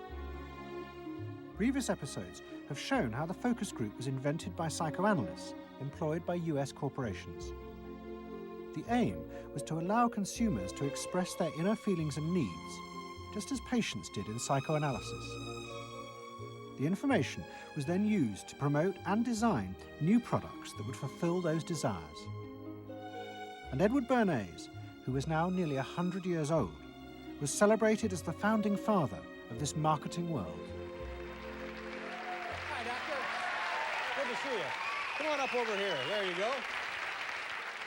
Doctor, tell me again what the doctor is. What are we dealing with here? You're the father of what public we're relations. dealing with really is the concept that people will believe me more if you call me doctor. Oh, I see. So, that's a good idea. And Bernays' ideas and techniques were also about to conquer Britain in the 1980s. Unlike America, the ruling elites in Britain had always distrusted the idea of pandering to the masses. It was epitomised by the patrician elite who ran the BBC. Even as late as the 60s, popular programmes were referred to as ground bait. Their real job was to lure the viewers into watching the more serious programmes the elite knew was good for them. And market research reflected this attitude. Individuals were observed and classified by market researchers according to their social class, from A through C2, D, and E. imagine probably... They might be C2s. Yes, I think by the way they're carrying their luggage. All, yes, no taxi. No taxi, and all stuffed in the bags like that. I think the lady possibly sets her own hair, which is always an indication. Yes. The children are nicely dressed. Yes, they are. Probably a skilled worker. A skilled, yes, description. a skilled worker. I would think say so. Yes, I would say certain so. apprenticeship or done some qualifying time. We We agree then. Yes, we think C2. We think so. Yes. When people were asked their opinion about both products and politics, they were selected by social class and asked only strictly factual questions about what they thought. Leaving your own party sympathies on one side, who do you think will win this forthcoming election? Labour. Labour? And tell me which you prefer. Which party do you think you'll be voting for? This time, This time, Liberals. you'll be voting for the Liberals. And who do you think will be second? Conservative. This one. Thank you. The idea that one might ask people what they themselves felt and desired, and then give it to them, was seen as alien to the ruling elites, which would challenge their belief that they knew what was best for the public. There's evidence in other countries, in the United States, for example, where pollsters have been used before elections to interpret the mood of the public, and then you give people more what they want to have and less what they ought to have. But again, this could be alleged to be more democratic, I don't know. It's very dangerous ground, I think, though, when polls are used in that way. But then, in the economic crisis of the mid-70s, British industry was forced to begin to pay attention to the inner feelings of consumers. As the recession deepened, consumer spending fell dramatically, and the advertisers insisted that the only way for companies to survive was to make their advertising more effective. And to do this, they would have to delve into people's underlying psychological motives for purchasing. The advertising industry started to bring in Americans to run focus groups with British housewives. Everyone is a unique person, and even though you're a group of 10 today, we don't want a group opinion, and we want to know your ideas and your thoughts, no matter how crazy it might be. Please let your imagination run wild, because that's how very crazy things like instant coffee got born. Now, can we get somebody, this lady, to be a kitchen sink? And kitchen sink, how do you feel with these things that are being used to clean you up? Well, I've got to feel clean. I've got to be kept clean. So you're I feel that. I should hate it if I was all greasy, so I've got to be easy to clean. Okay, now the housewife, this lady, what would you use to clean your kitchen sink? A scouring powder. Of course, a cloth to apply the things on, and plenty of water. Now, how do you feel as you're doing this chore? Feel satisfied? Well satisfied when I have done it, yes. I'm doing my duty. I feel it's a job well done. The consumers were encouraged to play at being products, from household cleaners to car seat belts. The aim was not to talk rationally, but to act out and reveal their inner emotional relationship to products. Which firmly and unmistakably underlines. And then a politician emerged who also believed that people should be allowed to express themselves. Instead of being controlled by the state, the individual should become the central focus of society. Some socialists seem to believe that people should be numbers in a state computer. We believe they should be individuals. We're all unequal. No one, thank heavens, is quite like anyone else, however much the socialists may pretend otherwise. And we believe that everyone has the right to be unequal. But to us, every human being is equally important. A man's right to work as he will, to spend what he earns, to own property, to have the state as servant and not as master, they are the essence of a free economy. And on that freedom, all our other freedoms depend. Mrs. Thatcher's vision was of a society in which the wants and desires of millions of individuals would be satisfied through the free market. This, she believed, would be the engine to regenerate Britain. And with her ascent to power, the advertising and marketing industries flourished. Their task was to find out what the British people really wanted and then sell it to them. In this new climate, the focus group flourished. And those who ran them borrowed from the techniques of psychotherapy to delve ever deeper into people's feelings about products. We're trying to understand how people feel about brands, how they relate to brands. That is to say, what the brand's personality is as far as consumers are concerned. And there are a number of techniques which are very, very helpful for getting to that understanding. The consumer is given crayons to doodle, to express their feelings, to go inside their own head, pull out their feelings and somehow get them onto paper. And these are ordinary drinkers expressing their feelings about drinking Guinness. Here you see a rich, very female aspect of Guinness. So if you were describing a woman who somehow to you had that character, what sort of person is it? Paula Yates, who used to lay in bed, surrounded with magazines and chocolates like a 50s starlet. Out of this research, the marketeers began to detect a new individualism. In particular, among those who had voted Conservative for the first time in 1979. They no longer wanted to be seen as part of social classes, but to express themselves. And crucial to this were the products they chose to buy. We identified that there was this trend towards what might be called individualism, where people wanted to still be part of a crowd, but to express themselves as individuals within it, to have their own personalities, to be, I suppose, their own men.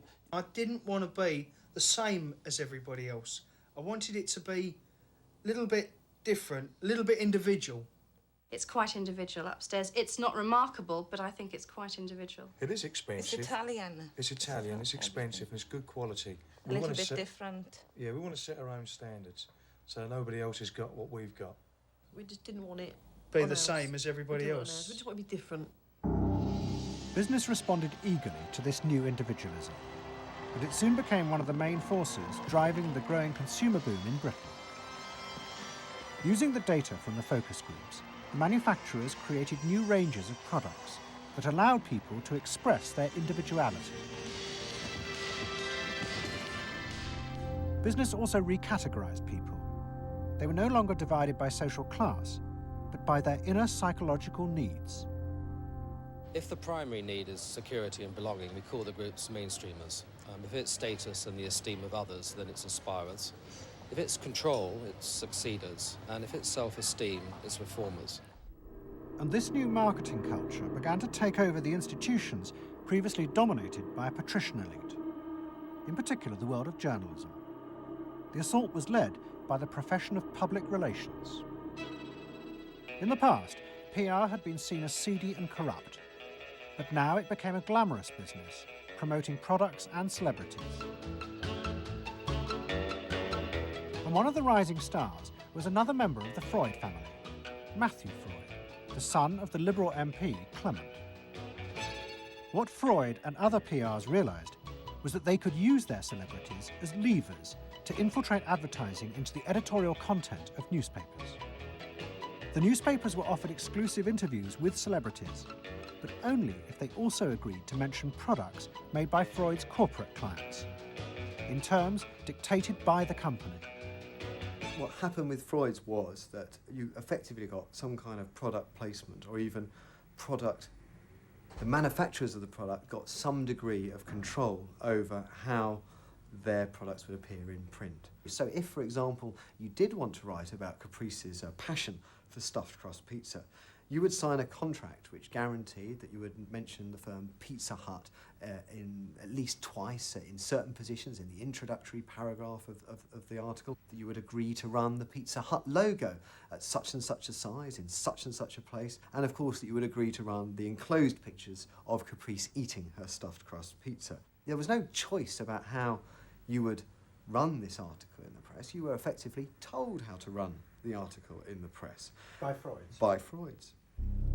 It's a rise of the corporate culture and the rise of business.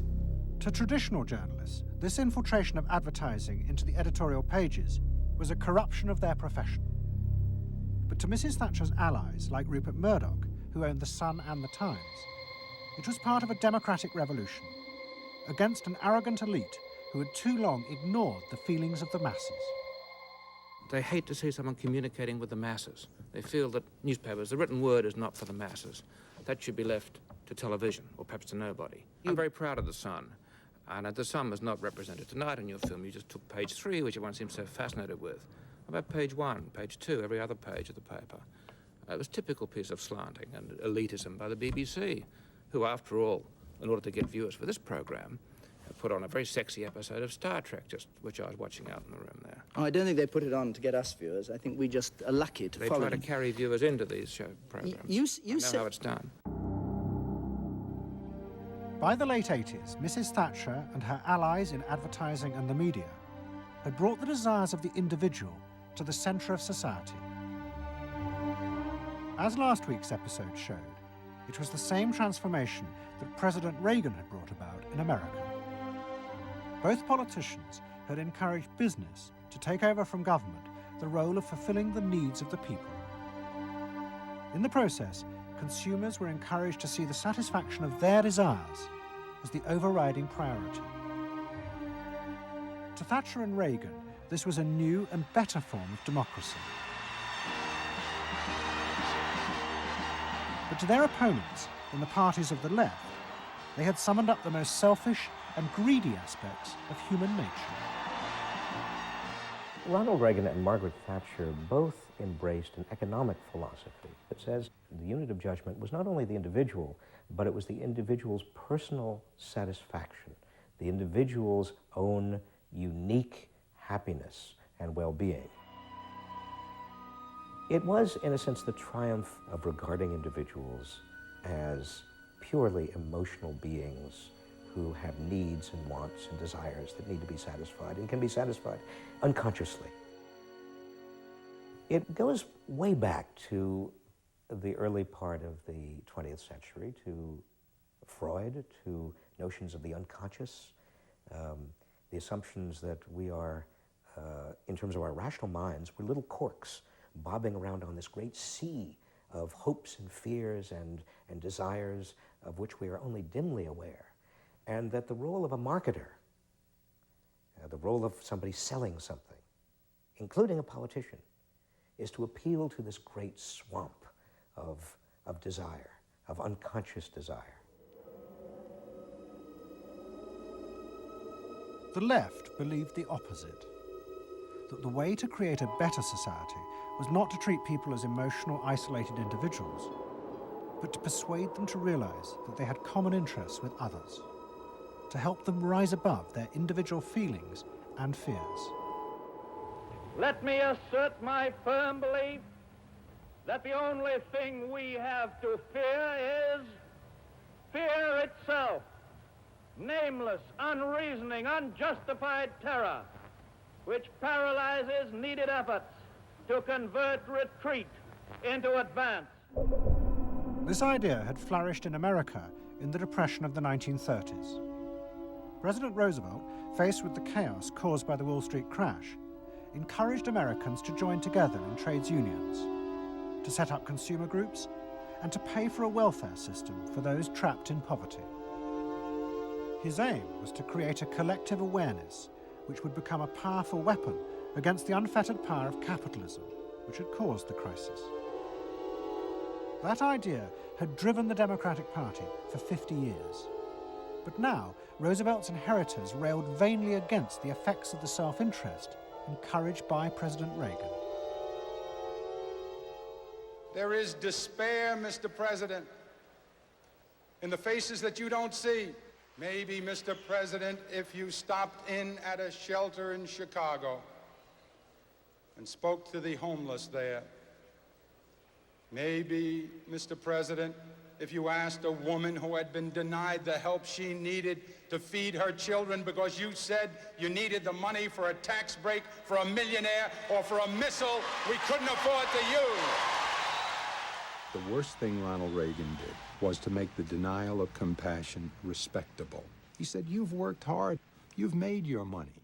You shouldn't have to feel guilty about refusing to throw it away on people who choose to be homeless and who choose not to work. That's what he said. He said it with an elegance and a kind of benign aspect that disguised its harshness. You think we can do anything about it? Well, why not?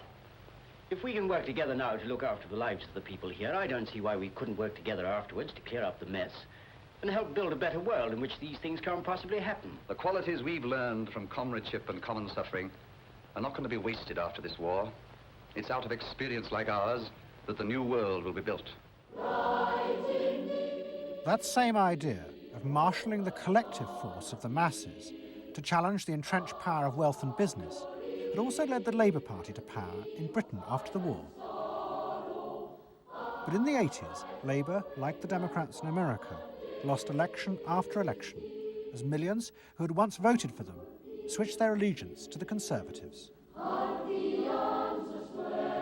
There it is, going blue just about everywhere, sweeping the country. The rural parts of Britain now have gone blue. For they are the party of yesterday, and tomorrow is ours. In the face of this, a growing number within the Labour Party became convinced that if they were ever to regain power, Labour would have to come to terms with the new individualism. One of them was an advertising executive called Philip Gould, who had been a lifelong Labour supporter.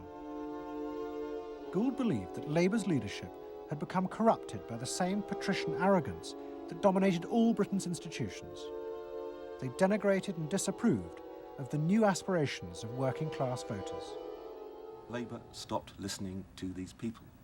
And I remember the best example of this was after the election of 1983, which was the election above all, where the people's voices just were not heard.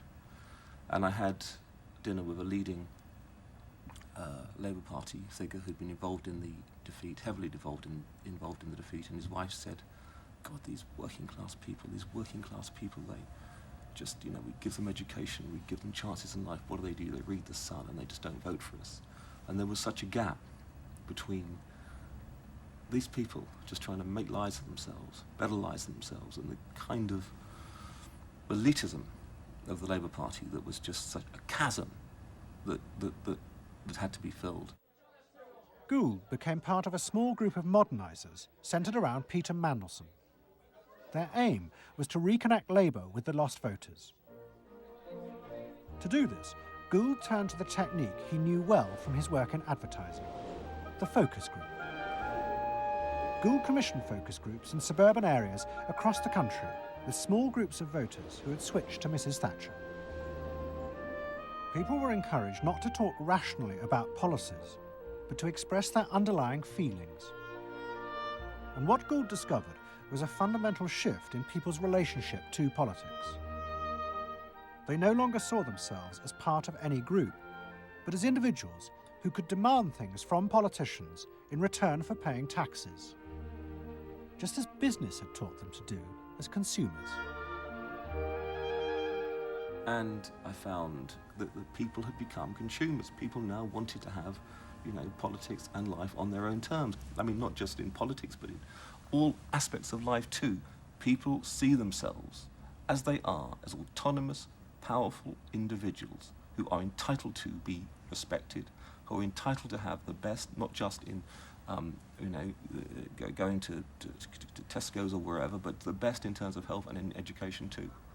All this was about getting the Labour Party to understand that people really, really, really had changed, and the Labour Party had not, and unless the Labour Party changed, it would not win. Philip Gould now set out to try and persuade the Labour Party that they would have to make concessions to what he called the new aspirational classes. But he was going to face implacable opposition. In the run-up to the 1992 election, Gould argued that the only way to win was for Labour to promise not to put up taxes. But the Shadow Chancellor, John Smith, angrily refused. Labour would stick to its fundamental policies. They would fight the election with the promise of tax increases to create a fairer society. And as the campaign began, it seemed as if Philip Gould was wrong. The traditional polls consistently showed Labour ahead, despite the Conservative campaign message that a Labour government would put up taxes.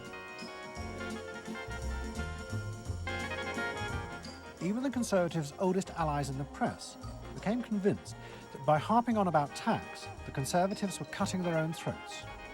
So the worry about the Tories must be that they're not, at the moment, conveying a sense of grip and being in control.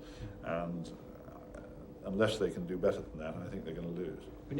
The other thing is that they still say that they are going to go on and on with this one single message of tax. And I think, part of the difficulty this morning was that you had a whole lot of people who've been going to the same press conference for 7 days, had virtually the same message thrust at them, and are kind of getting bored and restless and hitting back on it. I think the media sense a big story coming in the Tories being defeated. And the Labour Party, too, was convinced it would win and finally return to power. It's now time to meet the men and women who will form the next government. Labour Chancellor of the Exchequer, John Smith. And now, it is time for the next Prime Minister, Neil Kinnock. Those running Labour's campaign believed that by modern presentation, they would attract back the voters, yet keep the old policies. But Philip Gould was convinced that Labour were going to lose. Through his focus groups, he knew that the very people who were telling the traditional pollsters they would vote Labour were in reality preparing to vote Conservative out of self-interest. But they were too embarrassed to admit it. And John Major also knew this, because his focus groups were telling him the same thing. What do you make of the poll, which puts Labour 5 points ahead? I shouldn't worry about that. One to the Daily Mail, it's the sir. feel out in the streets that matters. What are you it's feeling good on the streets, is it? It is feeling good on the streets, yes. It has been feeling surprisingly good on the streets for some time. Quite surprisingly, quite out of line with opinion polls. Don't ask me to explain it, but it feels all right. Sir? Anyway, come on. No, lads, you must sit down. We're waiting to go. John Major's victory in 1992 was a disaster for the Labour Party. The small group of reformers centred around Peter Mandelson and Philip Gould were convinced that the only way for the party to survive was to change its basic policies. But their ideas were rejected by John Smith, who had now become leader. Philip Gould left Britain to go to work for the campaign to elect Bill Clinton president in America. The 1992 election, during it and afterwards, people felt under great strain and really did feel demoralised and dejected. And then to go from this to the Clinton campaign, it was an extraordinary experience, because here suddenly I found articulated many of the ideas that I'd had but not fully myself been able to encapsulate or to articulate. If you want a president who will restore the middle class, reclaim the future for the middle class, and restore the American dream, vote for Bill Clinton in New Hampshire and send a signal to the country that we are coming together. What Gould discovered was that, like the Labour Party, the Democrats had also been doing focus groups with swing voters. The difference was that Bill Clinton had decided to tailor his policies to fit with these voters' desires. Above all, with their ferocious belief that they should only pay tax for things that benefited them, not for the welfare of others.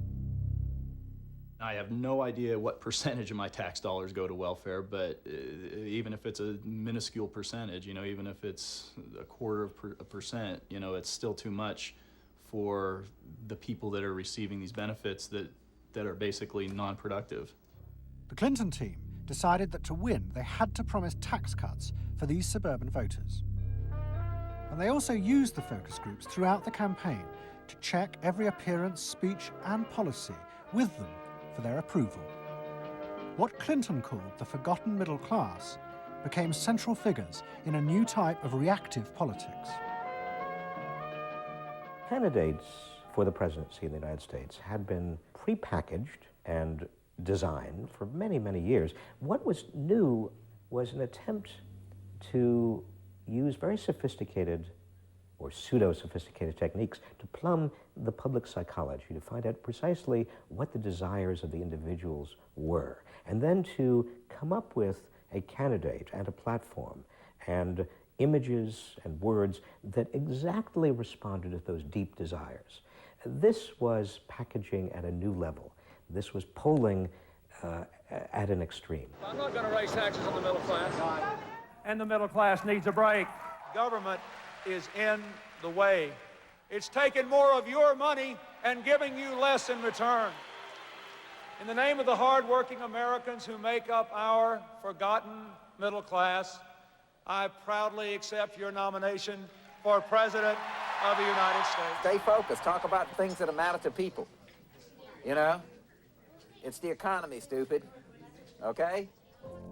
But Clinton's campaign team, led by James Carville and George Stephanopoulos, did not believe that they were capitulating to the selfish desires of the middle classes. Tax cuts were the price they had to pay to regain power. But once in power, they would still fulfill traditional democratic policies and help the poor who had been neglected under Reagan, above all with the reform of health care. They would pay for the tax cuts by cutting defense spending and increasing taxes on the very rich. In this way, they believed they were forging a coalition of the new and the old voters, both of whom could be satisfied. Probably for the first time in a generation tomorrow, we're going to win. And that means that more people are going to have better jobs. People are going to pay a little less for health care, get better care. And more kids are going to go to better schools. So thanks.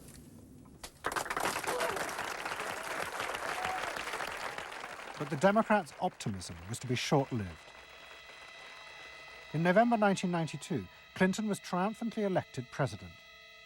But within weeks, his administration discovered that the budget deficit was far greater than they had anticipated. At a meeting in the White House in January 1993, the head of the Federal Reserve told them that the deficit was nearly $300 billion. There was no way they could borrow any more without panicking the markets and causing a crisis. The only way to pay for the proposed tax cuts would be to cut government spending, not just on defense, but on welfare. Clinton was faced with a choice between the old politics and the new, and he chose the old. The tax cuts were dropped, and he tried to inspire the country with the old democratic ideal of government spending to help the poor and disadvantaged. Tonight I want to talk with you about what government can do, because I believe government must do more. To put people to work now, to create 500,000 jobs. Jobs to rebuild our highways and airports, to renovate housing, to bring new life to rural communities and spread hope and opportunity among our nation's youth. Healthcare reform sounds like a great idea to me. Well, I know, but some of these details sure scare the heck out of me. Like what? Well, like for... At the start of the Clinton administration, many of us, including, I believe, President Clinton himself, reverted back to an older tradition, tried to lift the public, to talk about genuine ideals beyond the individual. And that reform agenda being not only universal health care and child care and dealing with the widening inequalities in our society and homelessness, many things that many citizens, just particularly middle-income citizens, didn't want to deal with. But the suburban voters who had been promised tax cuts were not inspired by Bill Clinton's vision. They felt betrayed and wanted revenge. Their opportunity came in 1994 with the congressional elections. The Republicans, led by Newt Gingrich, promised huge tax cuts and to dismantle the welfare system. The voters who had defected to Clinton switched sides yet again, and the Republicans won both houses of Congress in a landslide. Well, I think it's a tremendous vote in favor of smaller government, lower taxes, and in a sense, renewal of the Thatcher-Reagan tradition. And I think in that sense, it's pretty decisive. It means that the welfare state is going to be less hospitable for people who are not willing to take responsibility for their own situation. No question about it. I think today is the beginning of the end of the welfare state. For Clinton, it was a disaster. Faced with a hostile Congress, there was no way for him to get his reforms through. His personal popularity plummeted, and it seemed certain he would not be re-elected in 2 years' time. In desperation, and without telling his cabinet, Clinton turned for help to one of America's most ruthless political strategists, Dick Morris. What did he want you to do? Save his butt. Clinton was in serious trouble. He had lost the '94 election. He had lost control of Congress, and he hired me to come back and help save him. So he was basically asking me to perform roughly the same role as a life preserver would if you're drowning. What Morris told Clinton was that to win re-election, he would have to transform the very nature of politics. The crucial swing voters in the suburbs now thought and behaved like consumers. The only way to win them back was to forget all ideology and instead turn politics into a form of consumer business. Clinton must try to identify their personal desires and whims and then promise to fulfill them. If he followed those consumer rules, they would follow him. I said that I felt the most important thing for him to do was to bring to the political system the same consumer rules philosophy that the business community has. Because I think politics needs to be as responsive to the whims and the desires of the marketplace as business is. And it needs to be as sensitive to the bottom line, profits or votes, as a business is. I think that all of this involves really a changed view of the voters, so that instead of treating them as targets, you treat them as owners. Instead of treating them as something that you can manipulate, you treat them as something you need to learn from. And instead of feeling that you can stay in one place and you can manipulate the voters, you need to learn what they want and move yourself to accommodate it. To get inside the minds of the swing voters, Morris brought lifestyle marketing into politics for the first time. He went to one of America's most prominent market research firms called Penn & Shern and commissioned what they called a neuropersonality poll. It was a massive survey of hundreds of thousands of voters, but the only political questions it asked were to find out whether someone was a swing voter or not. All the other questions were intimate psychological ones, designed to see whether swing voters fell into identifiable psychological types. Well, we were asking people like, do you think you're the life of the party? Do you think when you see things that you like to have a list and organize them? Do you typically try to plan things ahead, or do you like to be more spontaneous?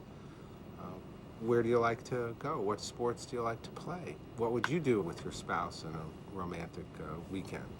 So we were asking people some very personal questions about their own lives, to try to see were the kinds of people that were likely to change their vote also possessing of certain kinds of personality traits. And in fact, they were. The neuropersonality poll allowed the Clinton team to segment swing voters into different lifestyle types.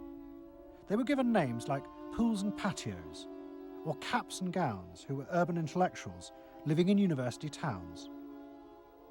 From this, the team could identify ways in which they could make individuals feel more secure in their chosen lifestyles, just as business had learned to do with products. Dick Morris called it small-bore politics, tiny details of people's lives and personal anxieties which politics had never even thought about or noticed before, but which now had become the key to winning power. It was an America that focused on day-to-day practical concerns. Should I wear seatbelts? Should I stop smoking? Should I wear a school uniform? Is my neighborhood being protected? It was not so much a new individualism as the social order as we had known it had broken down. So we got into people's heads, understood their psychology about lifestyle, about values, what they thought was important, what issues they wanted politicians, and particularly the president, to address. And these issues proved to be very, very different from what the conventional wisdom had suggested. As the election campaign began, Clinton revealed Morris's new approach to a shocked White House. All traditional policies were to be dropped. Instead, he would concentrate exclusively on policies that targeted the worries of the swing voters. V-chips would be fitted into televisions to prevent children from watching pornography. And mobile phones would be fitted into school buses to make parents feel more secure. Dick Morris also persuaded the president to spend his leisure time in the same way as particular groups of swing voters. He sent Clinton on a hunting holiday, dressed in exactly the Gore-Tex outfits a group called Big Sky Families liked. The aim was to reflect swing voters' lifestyles back to them. The Liberals in Clinton's cabinet hated this approach.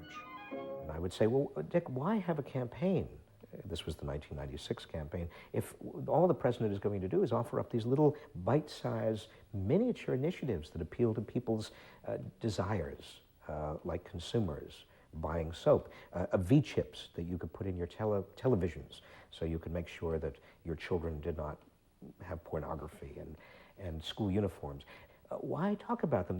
They're so mundane and they're so tiny. And he would say back, if we don't do this, we may not get reelected. And I would say, what's the point of getting reelected if you have no mandate to do anything when you're reelected? And he'd say, what's the point of having a mandate if you can't get reelected? Isn't the ultimate goal getting reelected? But Morris's new politics were an extraordinary success. Clinton's ratings among the swing voters began to soar.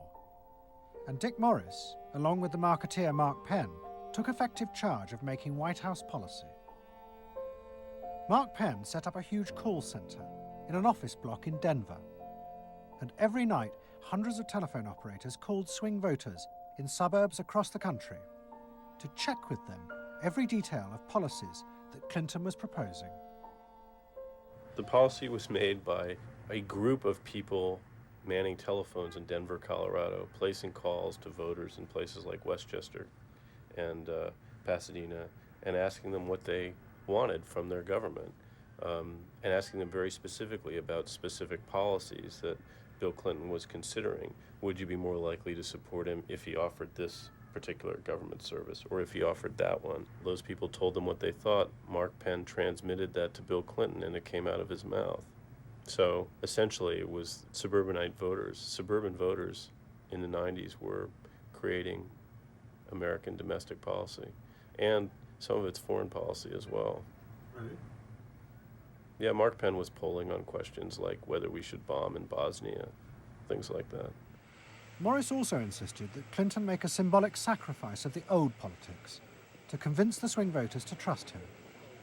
In August 1996, Clinton signed a bill which ended the system of guaranteed help for the poor and unemployed. Welfare would be cut back after 2 years in order to force people into work. The new system was called welfare to work, and would, he said, be a hand up, not a handout. It was the effective end of the guaranteed welfare system created by President Roosevelt 60 years before. For many in Clinton's cabinet, it was also the end of the progressive political ideal that Roosevelt had represented. The belief that one used a position of leadership to persuade the voters to think and behave as social beings, not as self-interested individuals. Dick Morris and the pollsters had won. And by that I mean that the people who ultimately got to the president, shaped the president's mind, were those who viewed the voters as just a collection of individual desires that had to be catered to and pandered to. It suggests that democracy is nothing more, and should be nothing more, than pandering to these unthought about, very primitive desires. Primitive in the sense that they are not even necessarily conscious, just what people want in terms of satisfying themselves. And the same triumph of the politics of the self was about to happen in Britain too. In 1994, Tony Blair had become the leader of the Labour Party, and the reforming group centred around Peter Mandelson became all-powerful. Almost every night, Philip Gould ran focus groups with swing voters in the suburbs. But this time, he was listened to, and the desires and the fears of the new aspirational classes became the central force shaping Labour Party policies. In that period, I was talking to people who used to vote Conservative and were considering voting Labour, and they wanted understood that they are financially pressed and that there are limits to the extent to which taxation can be improved. They think that crime is an issue that matters to them and should be respected. They want welfare to go to people who deserve welfare, not to people who do not. This was seen of by many in the Labour Party as selfish. I never saw that it was selfish. I believe that a dad or a mum doing their best for their family isn't selfish, they're just doing their best for their family, and that's what people do. A crackdown on those who make life hell in their local neighborhoods through noise or disturbance. Law and order is a Labour issue today. Philosophy of campaigning is, let's concentrate on swing voters, let's focus group them to find out what they want and what will appeal to them, and let's just relentlessly push those themes in the election. Something is happening to you. After promising to put money in your pocket, the Conservatives are quietly taking it away. Philip Gould was crucial because he gave the raw material, if you like, for these politicians to do this kind of politics. In that when he came up with stuff, they'd follow it, you know, pretty much without exception. Blair himself would pore over these sort of 12-page memos and say, well, this is what we must do. We want people to earn more, to consume the good things of life. We want people to pay lower taxes. Gordon Brown says a Labour government would hold the main tax rates unchanged. A Labour government will not increase the basic rate of tax. I want to make it clear that I will not increase tax. In fact, the Labour Party does stand for Middle England, those that aspire to do better, to get on in life, and be ambitious for themselves and their families will do better with Labour. Groups of 8 people drinking wine and nibbling, you know, Cheerios, what they thought determined effectively everything that the Labour Party did. And although those running the campaign liked to portray the new approach as their invention, it was in fact copied from the Americans, even down to the phrases that the American marketeers had tested on their swing voters. Peter Mandelson and his team were in the United States watching what we did and copied almost verbatim our approach in their 1997 campaign. The benefit system should be about giving people a hand up, not just a handout. Mandelson's not a fool if he's anything. He saw something that worked, so why not do it? And I can remember reading their manifesto and saying to myself, they just took it lock, stock, and barrel. You know, on one hand, you're proud, and on another hand, you're bitch. And as in America, Labour was forced to drop policies that would not directly benefit the swing voters, even if it meant sacrificing its fundamental principles. The commitment to public control of industry, which was enshrined as Clause 4 of the party constitution, was dropped. The aim of Clause 4 had been to use the collective power of the people to challenge the unfettered greed of business. But now, Tony Blair was faced with crucial voters who no longer saw themselves as exploited by the free market. They saw themselves as individual consumers who were fulfilled and given identity by what business delivered them. The new Clause 4 promised not to control the free market, but to let it flourish. Business is more powerful than government. It is quicker, it is more creative. Business is the lifeblood of the country. From this come all the benefits that society needs. Employment, investment. I think, frankly, there is only one party getting business right, and that's New Labour. What New Labour did, it suits people who exert power in society not through the political system, or not through the democratic political system. So it suits big business, and it suits entrenched interest, and it suits the status quo. You know, those 3 things, of course, just off the top of my head, being the things that the Labour Party is supposed to be, you know, a counterforce to. What that means is big business get to carry on exerting their power behind the scenes, getting their way, because there's no countervailing pressure. Countervailing pressure isn't going to come from, you know, 8 people sipping wine in Kettering. Here he goes, turning an awful lot of other blue seats red as well.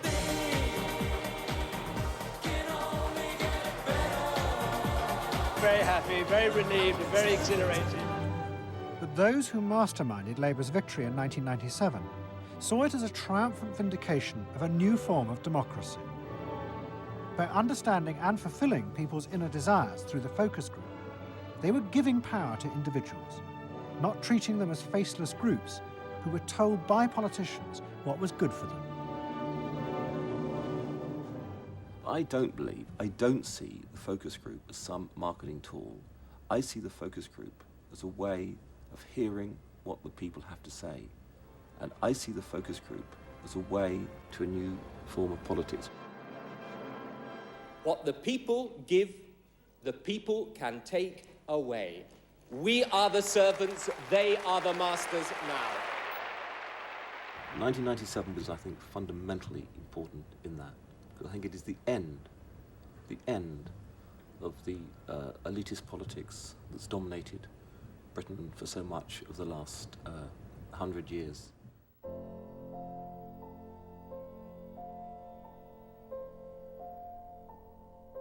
In 1939, Edward Bernays, Sigmund Freud's nephew, created a vision of a future world in which the consumer was king. It was at the World's Fair in New York, and Bernays called it democracity.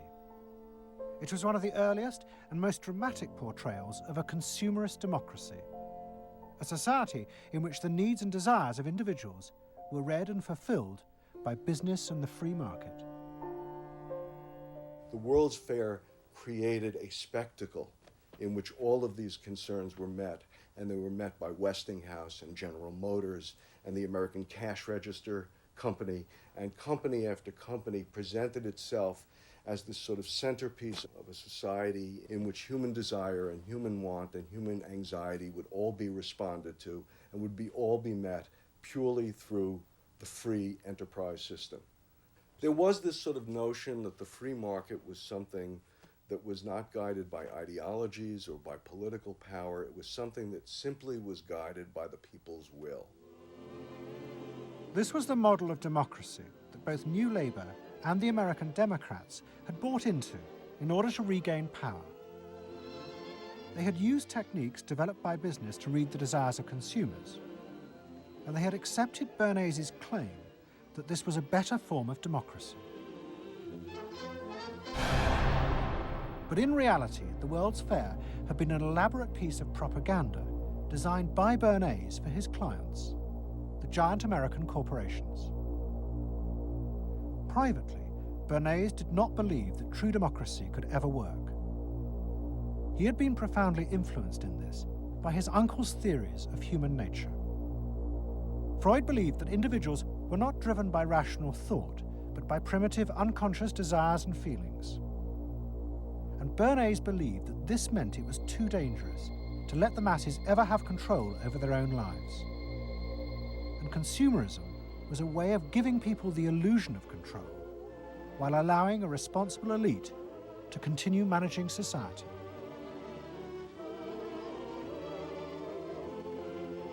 It's not that the people are in charge, but that the people's desires are in charge. The people are not in charge. The people exercise no decision-making power within this environment. So democracy is reduced from something which assumes an active citizenry to something which now increasingly is predicated on the idea of the public as passive consumers, the public as people who essentially what you're delivering them are doggy treats. The problem for New Labour was that it believed the propaganda. They took at face value the idea promoted by business that the systems invented to read the consumer's mind could form the basis for a new type of democracy. Once in power, New Labour tried to govern through a system that Philip Gould called continuous democracy.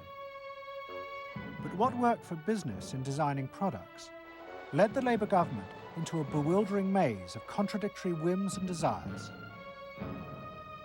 For much of Labour's first term, the focus groups said that the railways were not a high priority, and Labour's policies faithfully reflected this.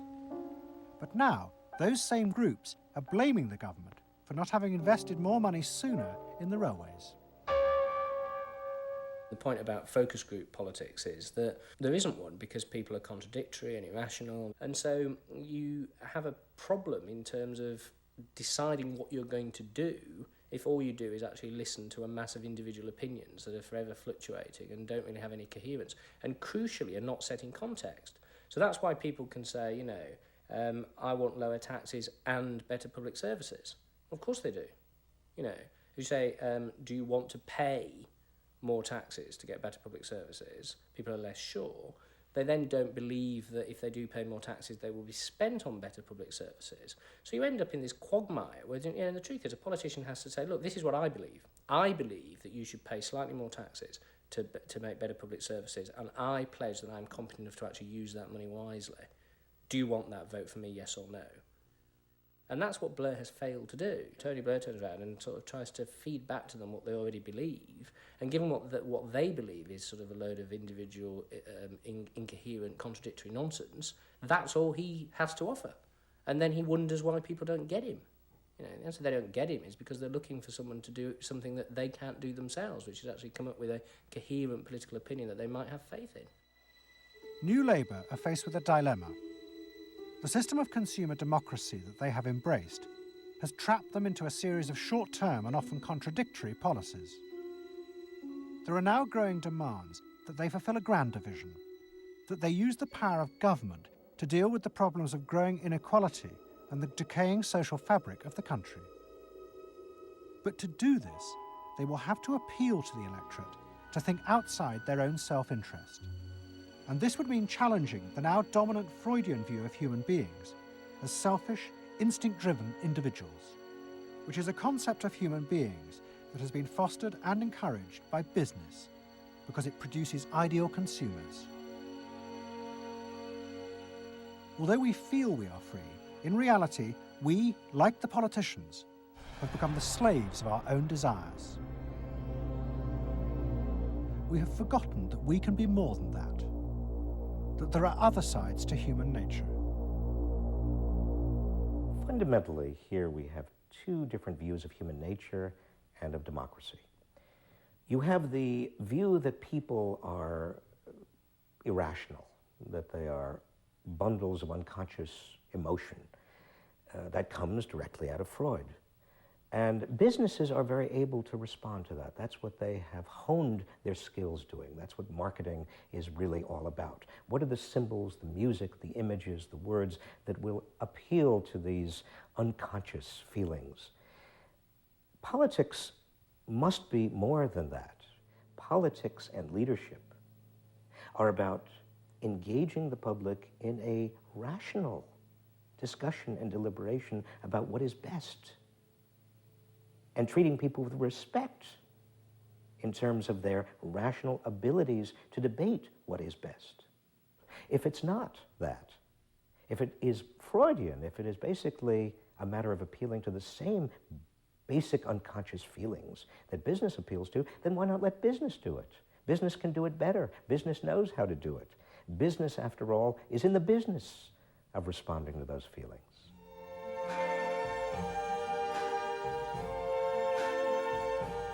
I see trees of green, red roses too. I see them bloom for me and you. And I think to myself, what a wonderful world. I think to myself,